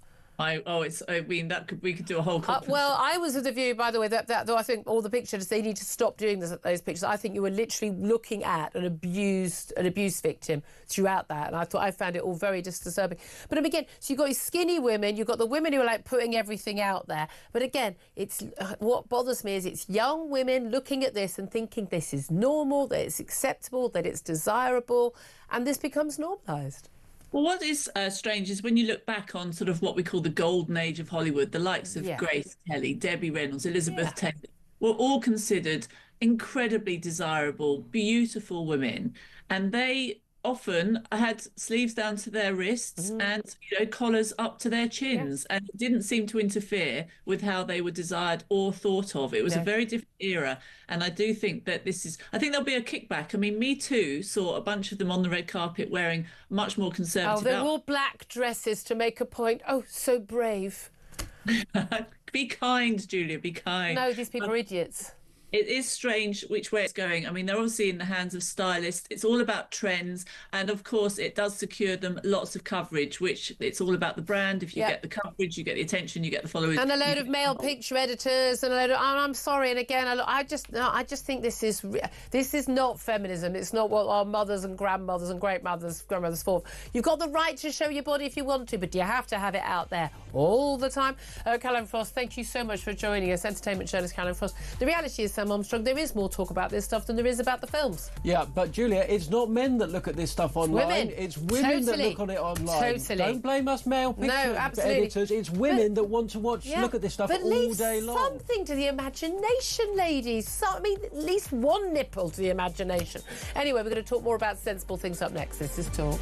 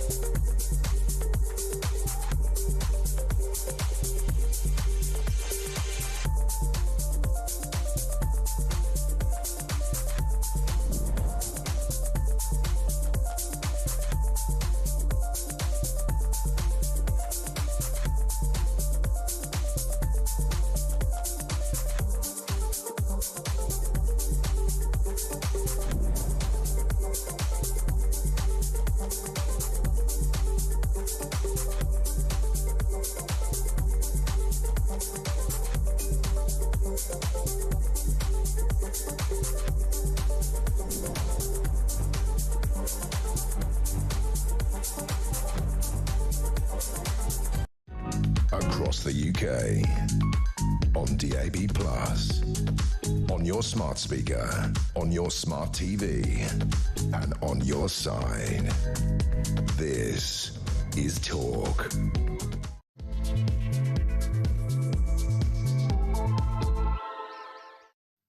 A very, very good afternoon to you. Welcome back to the show. This is Talk, the home of common sense, with me, Julia Hartley-Brewer, and yet another sodding cold.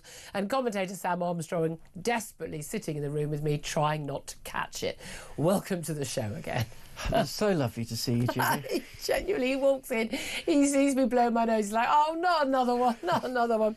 I'll tell you what, though, I mean, you know, rather fewer problems than the likes of President Zelensky and Ukraine have. What I loved, you know, one of my things that I thought was absolutely fascinating, actually, in the Oval Office exchange with Donald Trump, was Donald Trump, when he was defending Putin and saying how awful it was that Vladimir Putin had to deal with these allegations that he and Trump had been in collusion over the 2016 election, and how he put up with it. Like, he's literally talking to a man leading a nation where tens of thousands of men have been killed on the front line, hundreds of thousands injured, millions moved from their homes, 20% of his land taken. And he's going, and people said bad things about Putin and you don't care. It was the most extraordinary thing.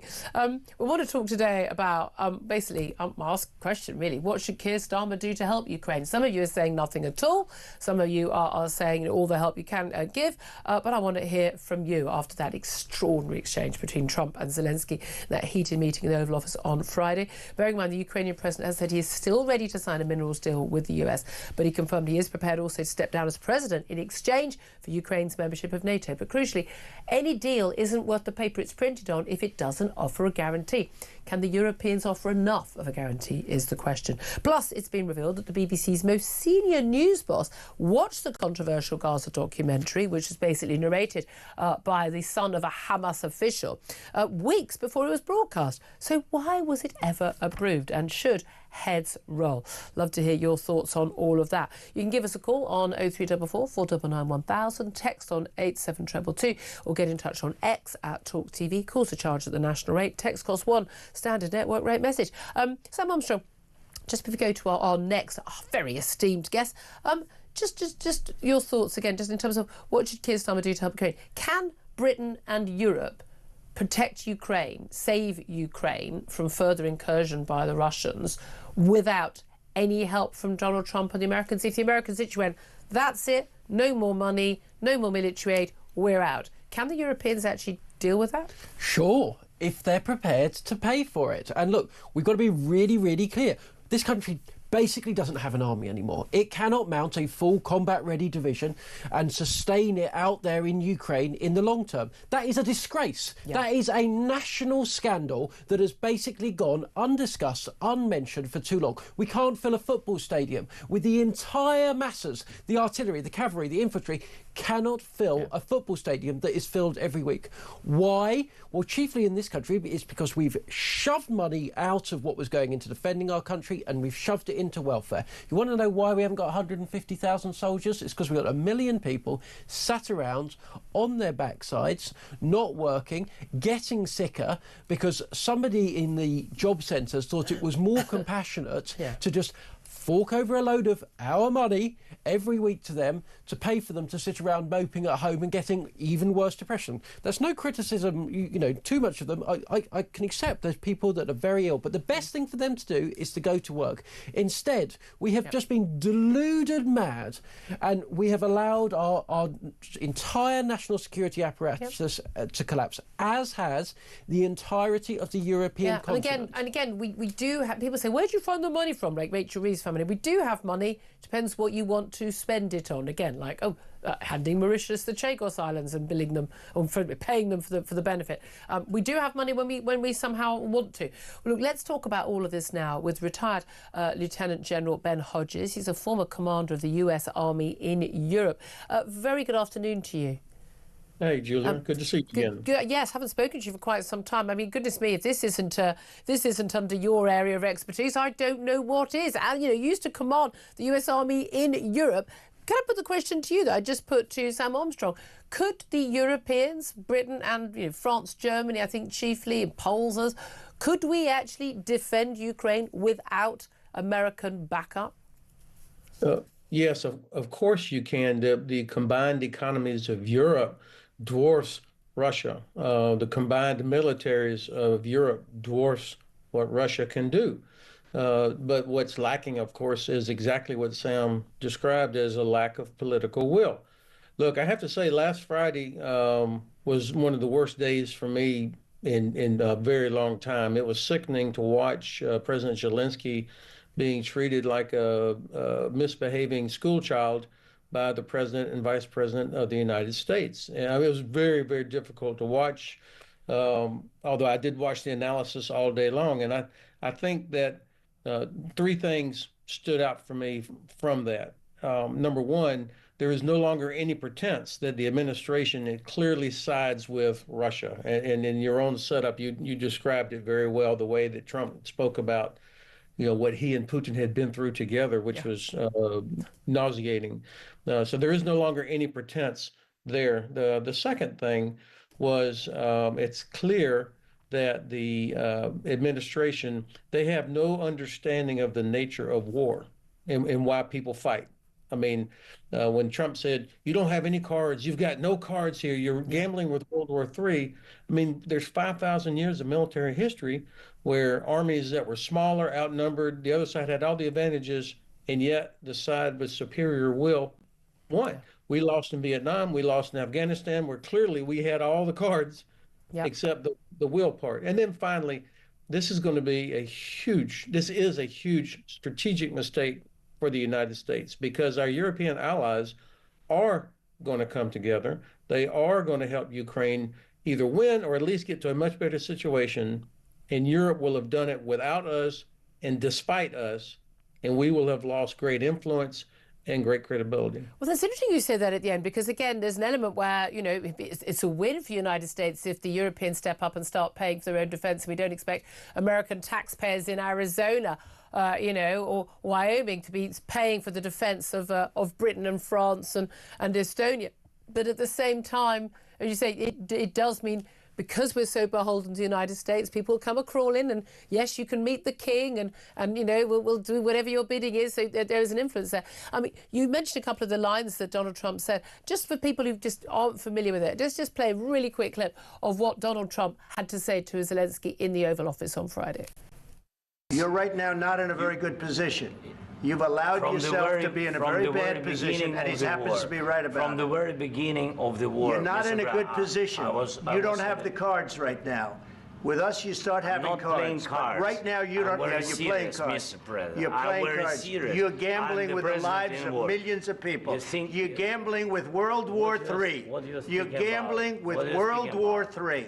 Well, the reality is, of course, Lieutenant General Ben Hodges, is that it's Donald Trump who's gambling with World War III. And I thought it was so telling when Zelensky said, look, I'm not playing cards, I'm the president of a country at war.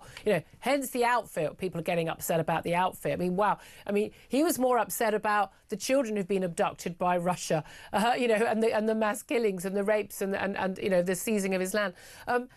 In terms of Donald Trump and J.D. Vance and others not understanding the nature of war and the willingness to win, why do you think that Donald Trump doesn't appear to have the urge to win this war against Vladimir Putin on behalf of Ukraine, whereas he does have the will for Israel? He seems to take completely contradictory views of both of those wars. Well, of course, now you're asking me to do some analysis and a little bit of speculation. There's rampant descriptions on the social media and in the news and in commentary about what motivates Donald Trump.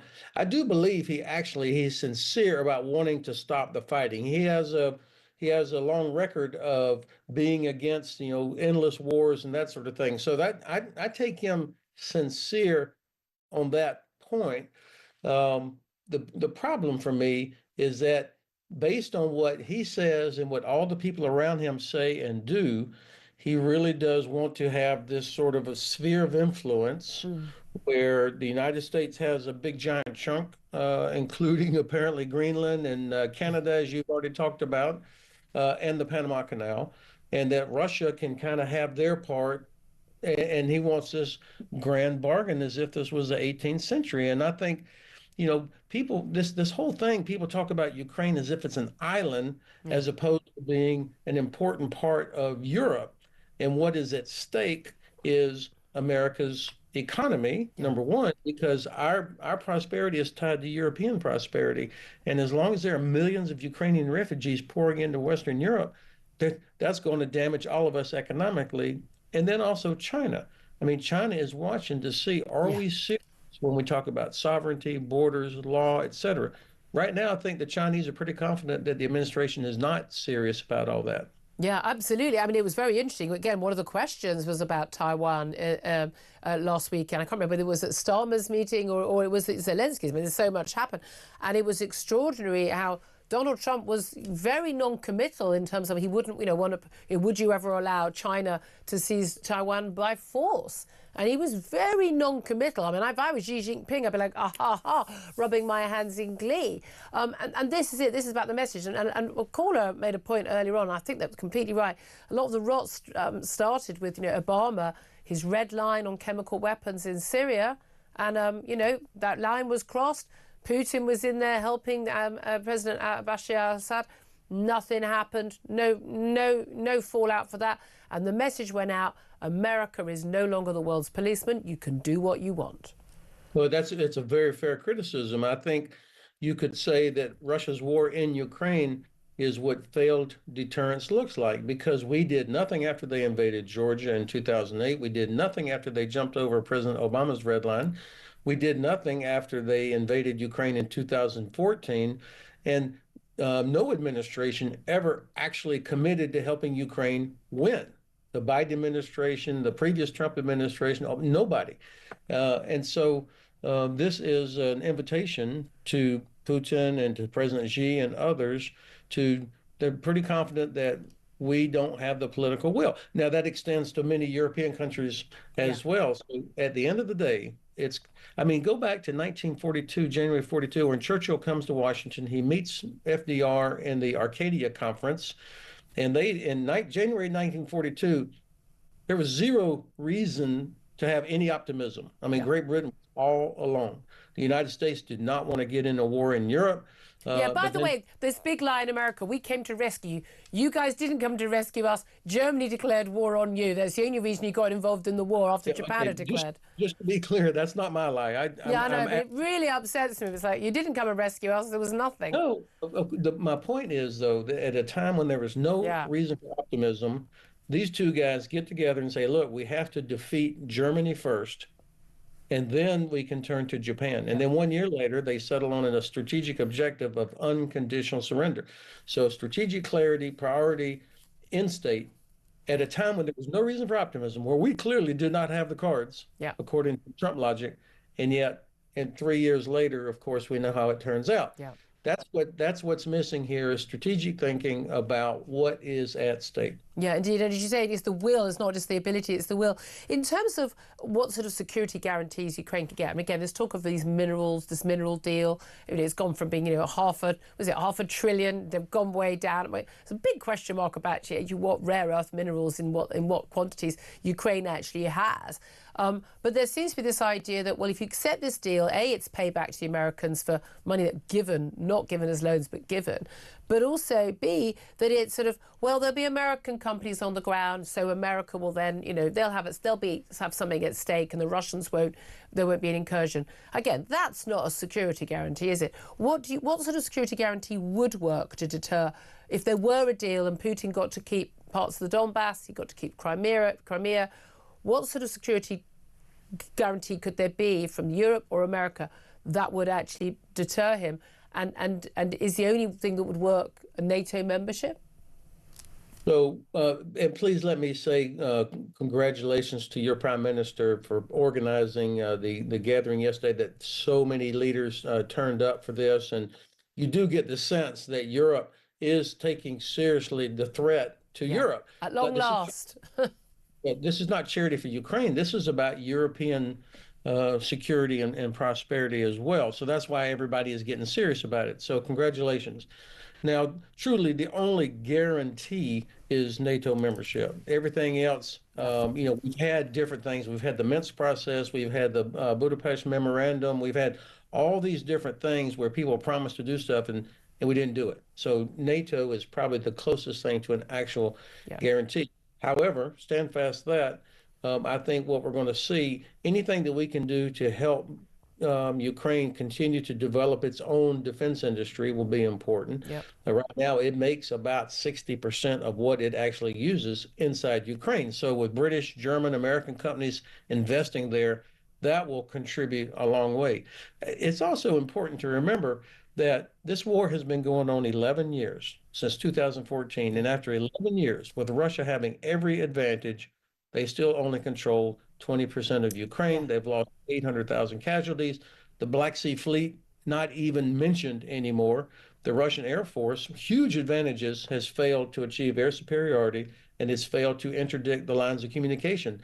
Two colossal failures. So the only thing the Russians can do is continue to kill innocent people and try to pound away, and it's not working. Sort of a war of attrition, effectively. And that's without us actually committing to helping them win. Yeah. So imagine if we said, okay, here's everything you need, exactly what UK offered yesterday. These are the kind of things that will allow Ukraine the time to also, they have a lot of hard work to do inside the Ukrainian armed forces to modernize and to reorganize. Indeed. You mentioned, that the NATO membership, is perhaps the biggest, only real guarantee anymore. Is it even a sure guarantee under Article 5 of NATO that that every other country will come to the aid, all for one for all? Because I think Donald Trump is trying to pull back from that even. Yeah, this is one of the most worrying things about this whole set of events here in the last weeks. I think when Prime Minister was in the Oval Office and a journalist asked the president, is Article 5, would you still do? And the fact that he even hesitated or waffled slightly is, to me, was, after being a NATO soldier for 40 years myself, was really took the wind out of my sails, because the secret sauce has always been the belief that everybody was committed to this. Now, Article 5 says an armed attack on one shall be considered an armed attack on all. That doesn't mean that everybody has to go rushing to the point of attack, but it's that sort of confidence that the US, UK, France, everybody else would say, yes, of course, this is an armed attack on us. And by the way, this has only been invoked once in the 75 years of NATO.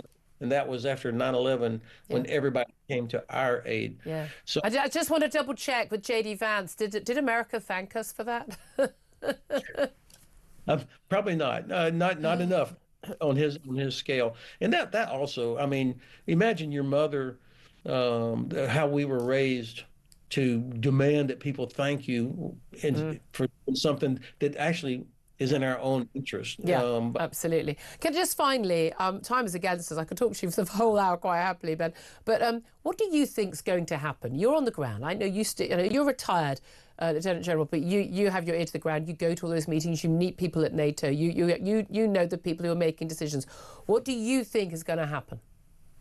I think that if we can deliver to Ukraine what's needed with some urgency. We say we? We, the collective West. All right. By the way, there is still U.S. provided ammunition is still going into Ukraine. Yeah. All right. That structure is still there. So I think everybody knows by now that just because President Trump says something at one time does not mean that it is actually going to happen that way. But look, more than 50% of the ammunition that's produced in Europe goes to customers outside of Europe, into Africa and the Middle East. These are political choices. These are the kind of things that could happen quickly. I think that Russia is in deep, deep trouble. They are praying that they get a ceasefire. They are praying that the U.S. will put a halt to its support, because they are in big trouble. And I think as we approach the spring, and then the summer campaign season or better conditions, my money is still on Ukraine. Really interesting to hear from you. Thank you so much. Great to have your experience, your expertise there. That is retired Lieutenant General Ben Hodges, former commander of the US Army in Europe. Sam Armstrong, listening to all of that, what do you make of it? I think what shines through is that this crisis, and it is a crisis over the last weekend, isn't a military one. It's not an economic one, right? The military commanders are there saying, look, we can do this. Just like put the money in, they can do it, right? We could put more in, we could give them what they needed. They could make further progress. They could put Russia into a state where it really, really needs to come to the table and weak. This is a political crisis. It is being caused because Donald Trump has come into office and he's rushing to get a deal. Now, look, I want a deal. Don't get me wrong. I want a deal. No, I don't. I want victory for the Ukrainians and defeat for Russia.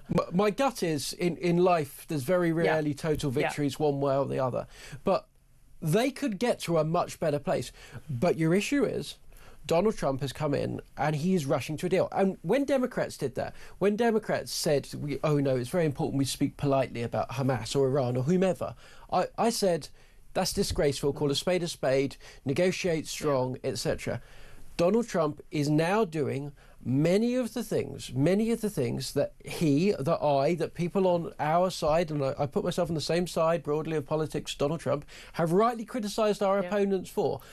It was wrong when they were doing it, and it's wrong when we're doing it, and I'm going to be the guy, and it won't make me many friends, but the guy's consistent on that standard. Yeah, I just find it extraordinary how he can be such a staunch friend to Israel, but not to Ukraine. 12:23 is the time. Love to hear your thoughts. We're going to get some calls up straight away. Give us a call, 0344 499 1000. What do you make of what I've said, Sam said, everyone else has said? Lieutenant General Ben Hodges has said. I mean, he knows his apples. He knows what he's talking about. What do you make of it all? Give us a call. This is Talk.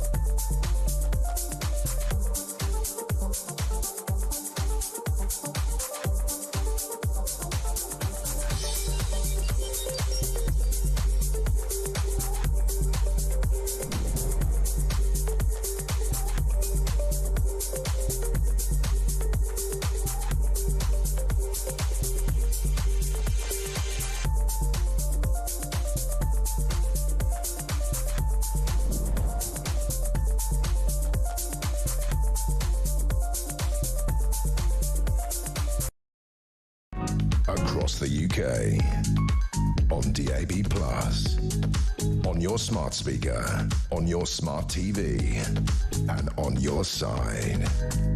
This is Talk. This is Talk, the Home of Common Sense, for me, Julia Hartley-Brewer. Just to let you know that Nigel Farage has been speaking today in an interview. He did say that he thought that Zelensky was rude in the Oval Office. I didn't think it was. He said that he was very unwise to tell the Americans what would happen to them if they didn't back him. He wasn't. He was, I think it was an English English issue. But he did say that Zelensky played it very badly. But he said, I wouldn't expect a guest to treat me with I would expect a guest to treat me with respect, not to be rude to me in my own house. But he did also say, I'm not defending what they, meaning Trump and Vance, did. So it's quite interesting, kind of playing both sides there, Nigel Farage, as we probably would expect. We know certainly the Conservatives, Kimmy Badenoch, she made it very clear, front page article in the newspaper yesterday, didn't she, Sam Armstrong, that she feels that we should be backing Ukraine all the way. Yeah, and in the last few moments, Priti Patel, the Conservative Shadow Foreign Secretary, has put out a statement comparing Nigel Farage's record on Ukraine and Russia to that of Jeremy Corbyn. So it's clear that they see an opportunity at the moment to try and make some political hay out of it. Yeah. And it is a difficult area for Nigel Farage because 70% plus of the British public are very firmly on the side in poll after poll of Zelensky in Ukraine, but his friendship with Donald Trump, I think it's fair to say long-standing views on this issue, place him unusually in a situation in which he is not in full alignment with the British public. The question is, of course, are the 30% who don't agree with that? Are they the Reform voters? I mean, okay, here's my thing on all these things. I'll tell you what I think. Not what an employer wants me to say. Not what I have no idea what that would be. Not what is it? I'm not influenced by what social media says, not influenced by anything. I read up on a subject, I talk to experts on lots of different sides, I read lots of different views, I take my own view, and it's always my view and only my view. I'm not beholden to anyone on that front, and if anyone told me what to say, I wouldn't do this job. It's as simple as that. So you'll always get my absolute honest truth view, but I mean, I wonder if we're getting that from politicians because everyone's trying to make hay. I just believe, my view is always consistent. I just believe in democracy. I believe in the right and the self-determination and the right of a country not to be invaded by a murderous dictator. I don't know. Call me old-fashioned, Sam. Call me oldfashioned. Let's go straight to the phone lines. 0344 499 1000 is the number to call. Alan has done that. He's in Salford. Hello, Alan. Hello, Gloria. Good afternoon. Right. Did you call me Gloria? Oh, sorry, Gloria. I love that. I could be a Gloria. I could be a Gloria. Was it because all the holidays? Was that a Gloria Hunniford mention? All the holidays? No, I don't even like the woman. What do you want to say, my lovely? I totally agree with you. What you just said there. That's my premise. What's happened is the Bulls threw the fence in 2014. Yeah. And they should have done something then. I think, to be honest with you, I think it was ridiculous in the White House argument. I think they could have done it in the back without coming out to the out in the front, and showing the world this nonsense. But I've done a bit of research on the cost, total bilateral allocations of Ukraine between January 24th, 2022, and December the 31st. Right, I'll give you a bit of a rundown. United States, this is in billion euros, so it's a European one, this. 114 billion. Yeah. EU Commission, now they put money in, 48 billion. Yeah. Germany, 17. Yeah. United Kingdom, 14. Japan, 10. Canada, 8. Denmark, and we're getting down to it now. Okay, so what's your point? France, 4.9 billion. That's all they've put in. Yeah. France. So now you've got Mr. Macron and Mr. Starmer running around like the saviours of Europe. France has put 5 billion in, not even 4 billion. Yeah. I think there's a lot of the money that the EU is given will be French money because France is a net contributor like Germany. I mean, so I think Europe was very slow, particularly Germany. France is one of the countries that normally actually. I mean, I've got no time for Macron on domestic front, but on international affairs, he's actually, I think, has always been relatively strong. But what's your point? That we should be giving more or less? The point is, Mr. Starmer's running around with Mr. Macron as though they're the top, givers. Well, it's relative to GDP, isn't it? I mean, you've got to remember, we've been training Ukraine forces since 2014 as well. Yeah, I understand that. I understand that. There's other things that are not in this, obviously. There's some military aid as well. So, but what I'm saying is, well, he's running around while this country is dying. we're dying. Well, no, but that's the thing. We're not dying. I mean, you know, our country is on its knees economically. I get that. But we're not dying, and the Ukrainians are dying. Isn't there a priority there? I didn't mean it that way, Julie. No, I didn't mean it that way. Yeah. I understand. And I totally support Ukraine. I've always have done. This Putin's a rat, a total rat, and he needs to be destroyed. But, you know, we're coming to 1st of this month when all these things come in, you know, the last 1st of April, yeah. You know, things are going to get worse, and we're trying to give billions and well, billions we could not give the Chagos Islands away and not pay 18 billion to. That would cover a good whack of it, wouldn't it? We could, as Sam Armstrong keeps saying, we could stop paying people to sit on their backsides not working. We're renting for something that we own. It's like a landlord giving a house out and paying the rent. I know. It's utterly bizarre, isn't it? Alan, so appreciate your call. Covered a lot of ground there. Let's go to Aaron, who's in Blackpool. Hello, Aaron. Hi there, you okay? Yeah, what do you want to say, my love? Yeah, so with the altercation with Trump and Zelensky, that's like a huge talk on the radio at the minute. Trump comes across as a complete hypocrite. Now, I want to explain that, why I think that. So let's just say, right, if the tables turn, let's just say that if an enemy invaded USA, right, and then you had somebody fly over there to talk him down, to say, look, you need to get a deal, Do you really think Trump's going to sit there and go, oh, yeah, I need to do a deal? Or do you think that he'll do exactly the same as what Zelensky is doing, defending his own country? You know? Well, exactly. I mean, that's the thing. I don't know why anyone thinks that what is being offered to Zelensky is a realistic deal. I don't even think the word deal is accurate.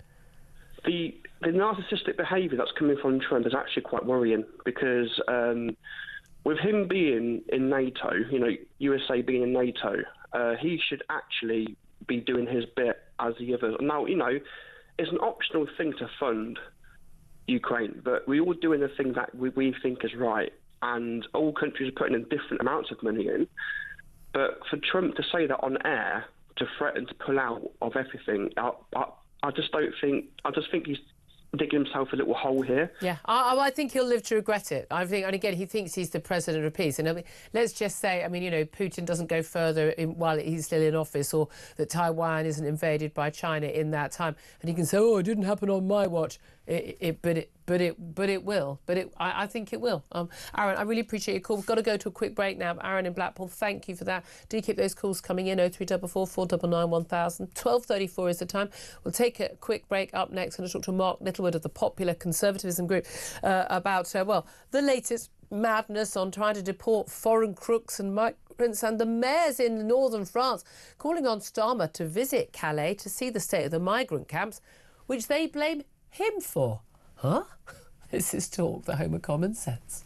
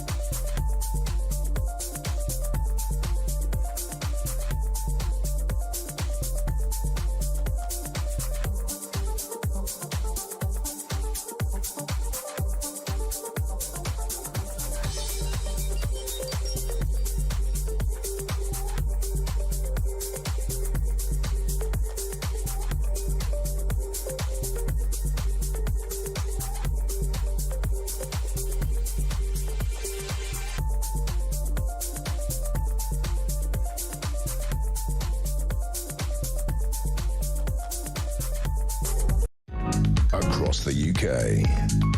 On DAB+, on your smart speaker, on your smart TV, and on your side. This is Talk. This is Talk, the Home of Common Sense, with me, Julia Hartley-Brewer. Before we go to our next guest, it's time to find out how you could be with a chance of winning £25,000. Time's running out to get involved in our 25 grand competition. Here at Talk, we're giving you the chance to win this life-changing amount of money for 2025. So what do you need to do to get involved? All you have to do is text the word prize to 83338, or you can enter by post. It's as simple as that, but time is running out. Once again, to get involved, just text the word prize to 83338, or you can enter by post. 18 plus, UK excluding NI. Enter by SMS for £2 plus one standard network charge by 11 p.m. on March the 3rd, 2025. Or send your name, email and contact number to £25,000 cash competition, PO Box 3190, Colchester CO2 8GP, to arrive by 5 p.m. on March the 6th, 2025. This is a News Broadcasting Network promotion. Full terms and conditions at talksport.com. Right, so good luck with that competition. As you said, you've got a little bit of time to get those applications in by post, but today is the last day and lines close at 11 p.m. tonight, so good luck to you.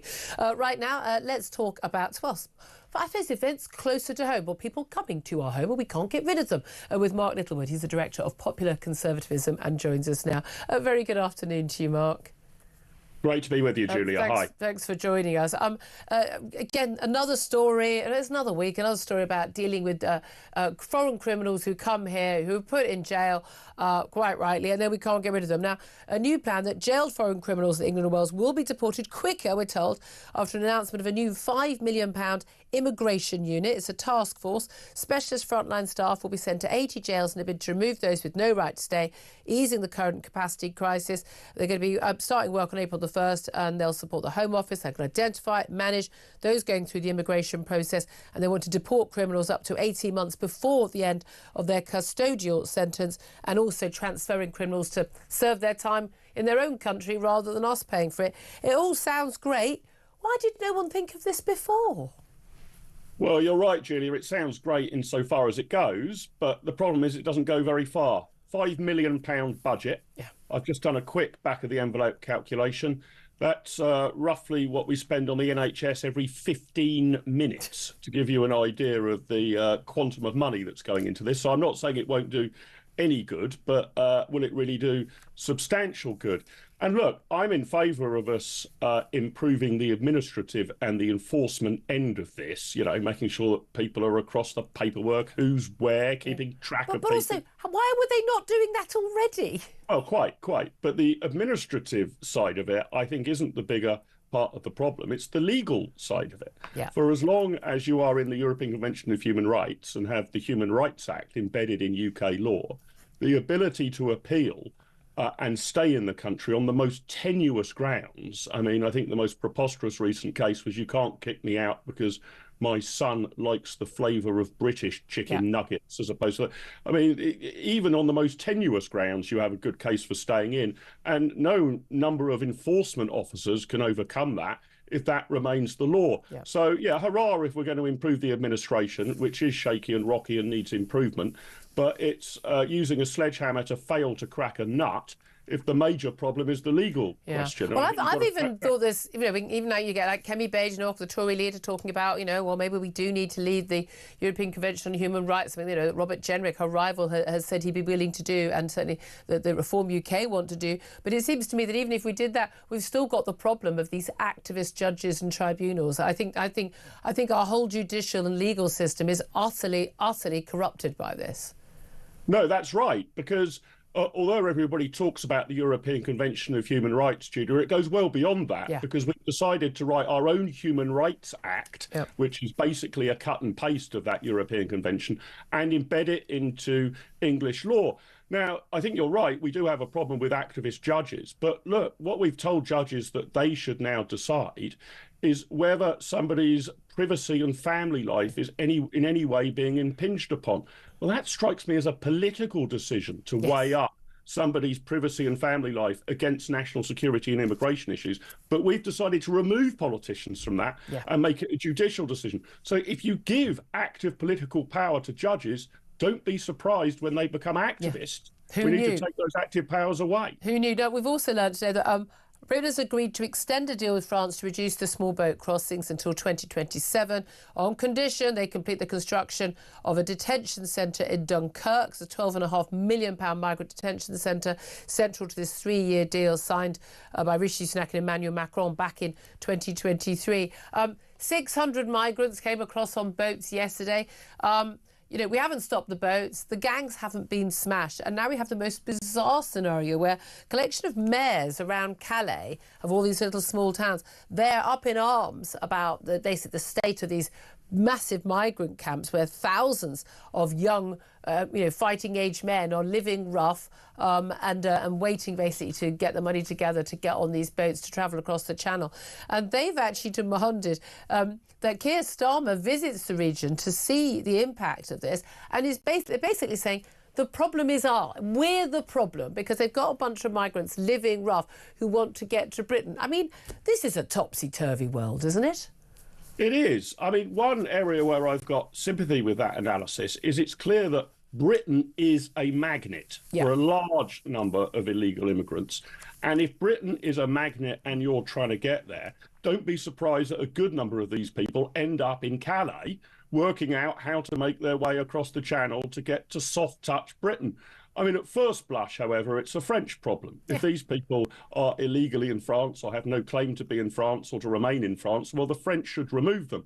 But of course, where you get a clash of incentives is it's quite convenient for the French if these people make their way across the Channel and become our But also, problem. one of the reasons why they come to Britain is because we offer better benefits and better deals. They're in a hotel, not living in a tent on the Calais beach. I mean, if the French spent more money and looked after them, they'd want to stay in France. I mean, the irony of this is quite bizarre. Yeah, no, that's right. I mean, we are a ludicrously soft touch.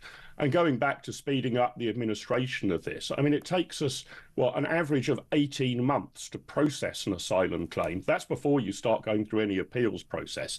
I mean, that is extraordinary. Yeah. This should be taking, maybe not 18 hours, but certainly 18 days, I would have thought, is enough to reach a conclusion about whether the person has some sort of claim.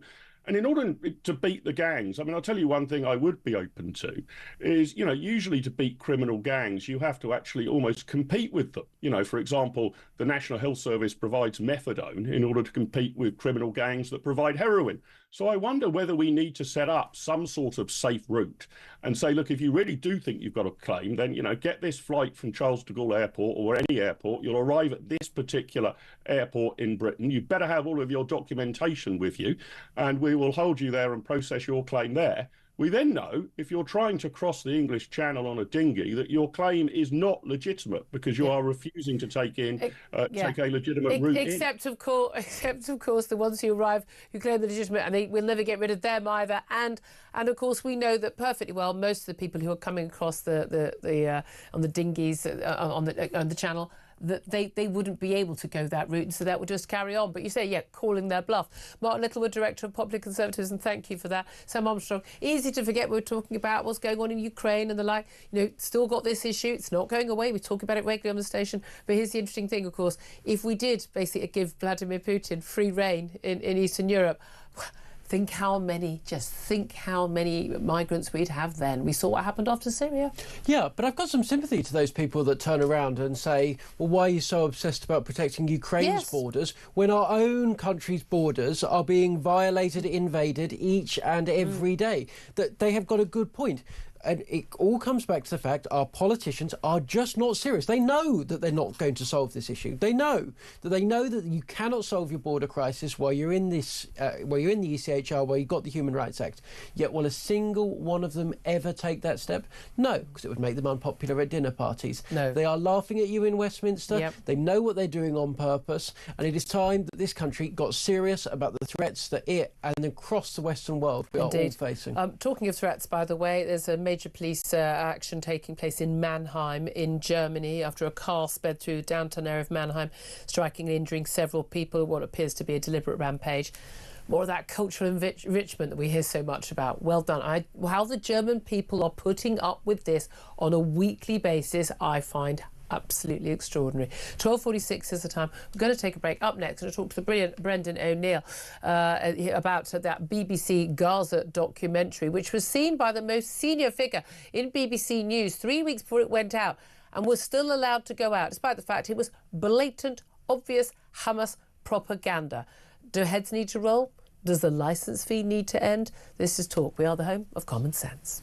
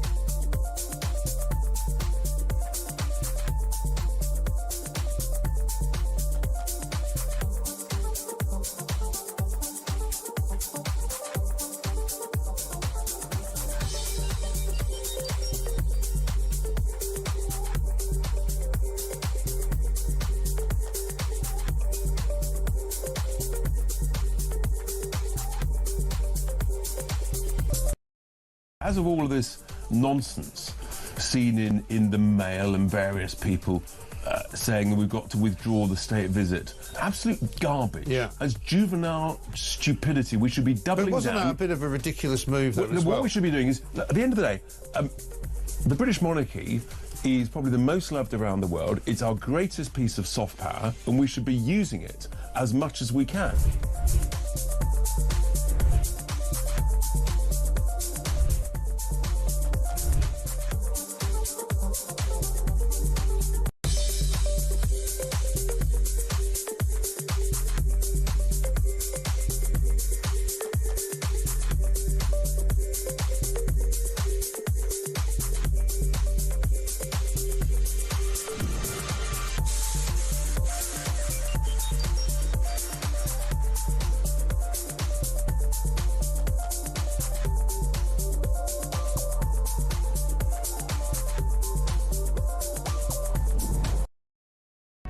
Across the UK, on DAB+, on your smart speaker, on your smart TV, and on your side. This is Talk. This is Talk, the home of common sense, in sharp contrast to the BBC, which appears to be the home of Hamas these days. Some of the coverage of the Israel-Hamas conflict has been quite extraordinary over the last 18 months or so. And indeed, many of the reporters and many of those involved, the news presenters, the refusal to refer to Hamas as a proscribed terrorist organisation when that is what they are, has shocked us. But nothing quite has shocked us, I think, as much as that documentary that went out, now finally pulled, finally taken off the screens, not going to be shown again, which was purporting to show the life of children in Gaza during the war, and actually was Hamas propaganda, narrated by a son of a Hamas official. Filmed by a cameraman who had celebrated the October 7th massacre. Well, now we've learned that BBC's most senior news executive, this is Deborah Turness, her job title is Chief Executive of BBC News and Current Affairs. She earns 400 grand a year plus. She is the numero uno when it comes to news and current affairs. She saw that documentary 3 weeks before it went out, and yet it was still allowed to go out. Well, let's talk about this with Brendan O'Neill. He is, of course, chief political writer at Spiked Online and author of After the Pogrom, 7th of October, Israel and the Crisis of Civilization. Good afternoon to you, Brendan. Hi, Julia. I mean, the revelations about this documentary have come thick and fast. It's absolutely shocking. How it ever went out on air is shocking. How he spent 400 grand on licence fees, pays money on this documentary, I have no idea how. The fact that a senior exec at the BBC saw this documentary, went, yeah, absolutely fine, tick, put it on air. How shocked are you by that? I mean, it just gets worse and worse, this documentary. Every single thing you hear about it just makes you think, what is the BBC playing at? As you say, firstly, the fact that it was narrated by the son of a Hamas official. Let's just put that into perspective. Hamas carried out the worst mass murder of Jews since the Holocaust. And the BBC, the public broadcaster, which we are compelled by law to fund, got the son of a man linked to that movement to front a documentary. That's truly sickening. We also know that some of the comments made by the participants were whitewashed by the BBC. Some of the participants in the documentary celebrated jihad against the Jews, but someone at the BBC or someone at the production company changed that to fighting against Israeli forces. So it was mistranslated as well. And misleadingly. I mean, that's proper disinformation, isn't it? That's a lie. Yeah. It's fake news. You know, the documentary purports to tell us the truth about Gaza, but in fact, it hid some of the truth about Gaza, which is that there are people there who are anti-Semitic and who do support Hamas, sadly. And now, as you say, we discover that one of the top dogs at the BBC News saw the documentary 3 weeks in advance.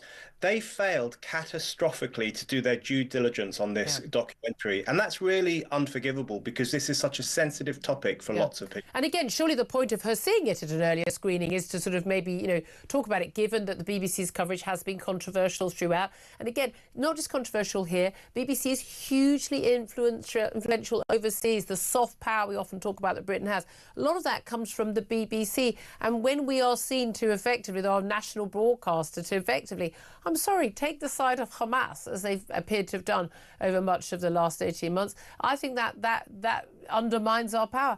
But I mean, the thing about this documentary, when it was first pointed out, it was David Collier who did a lot of this, done brilliant work on a number of these things, exposing BBC, not just BBC presenters, but sources and a lot of, BBC in Arab journalists, as having been people who had celebrated what happened on October the 7th, when they already darn well knew just what a horrific event that was. They couldn't claim any innocence. They didn't know what had happened.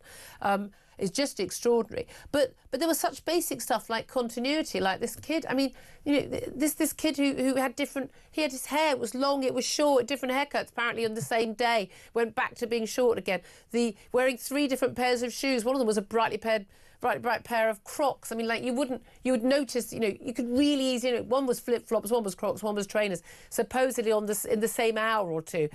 Any editor worth their soul would spot that and go, hold on a minute, I've got some continuity problems here. The cameraman and the editor of this show have claimed that this was taken in one day, this kid's life.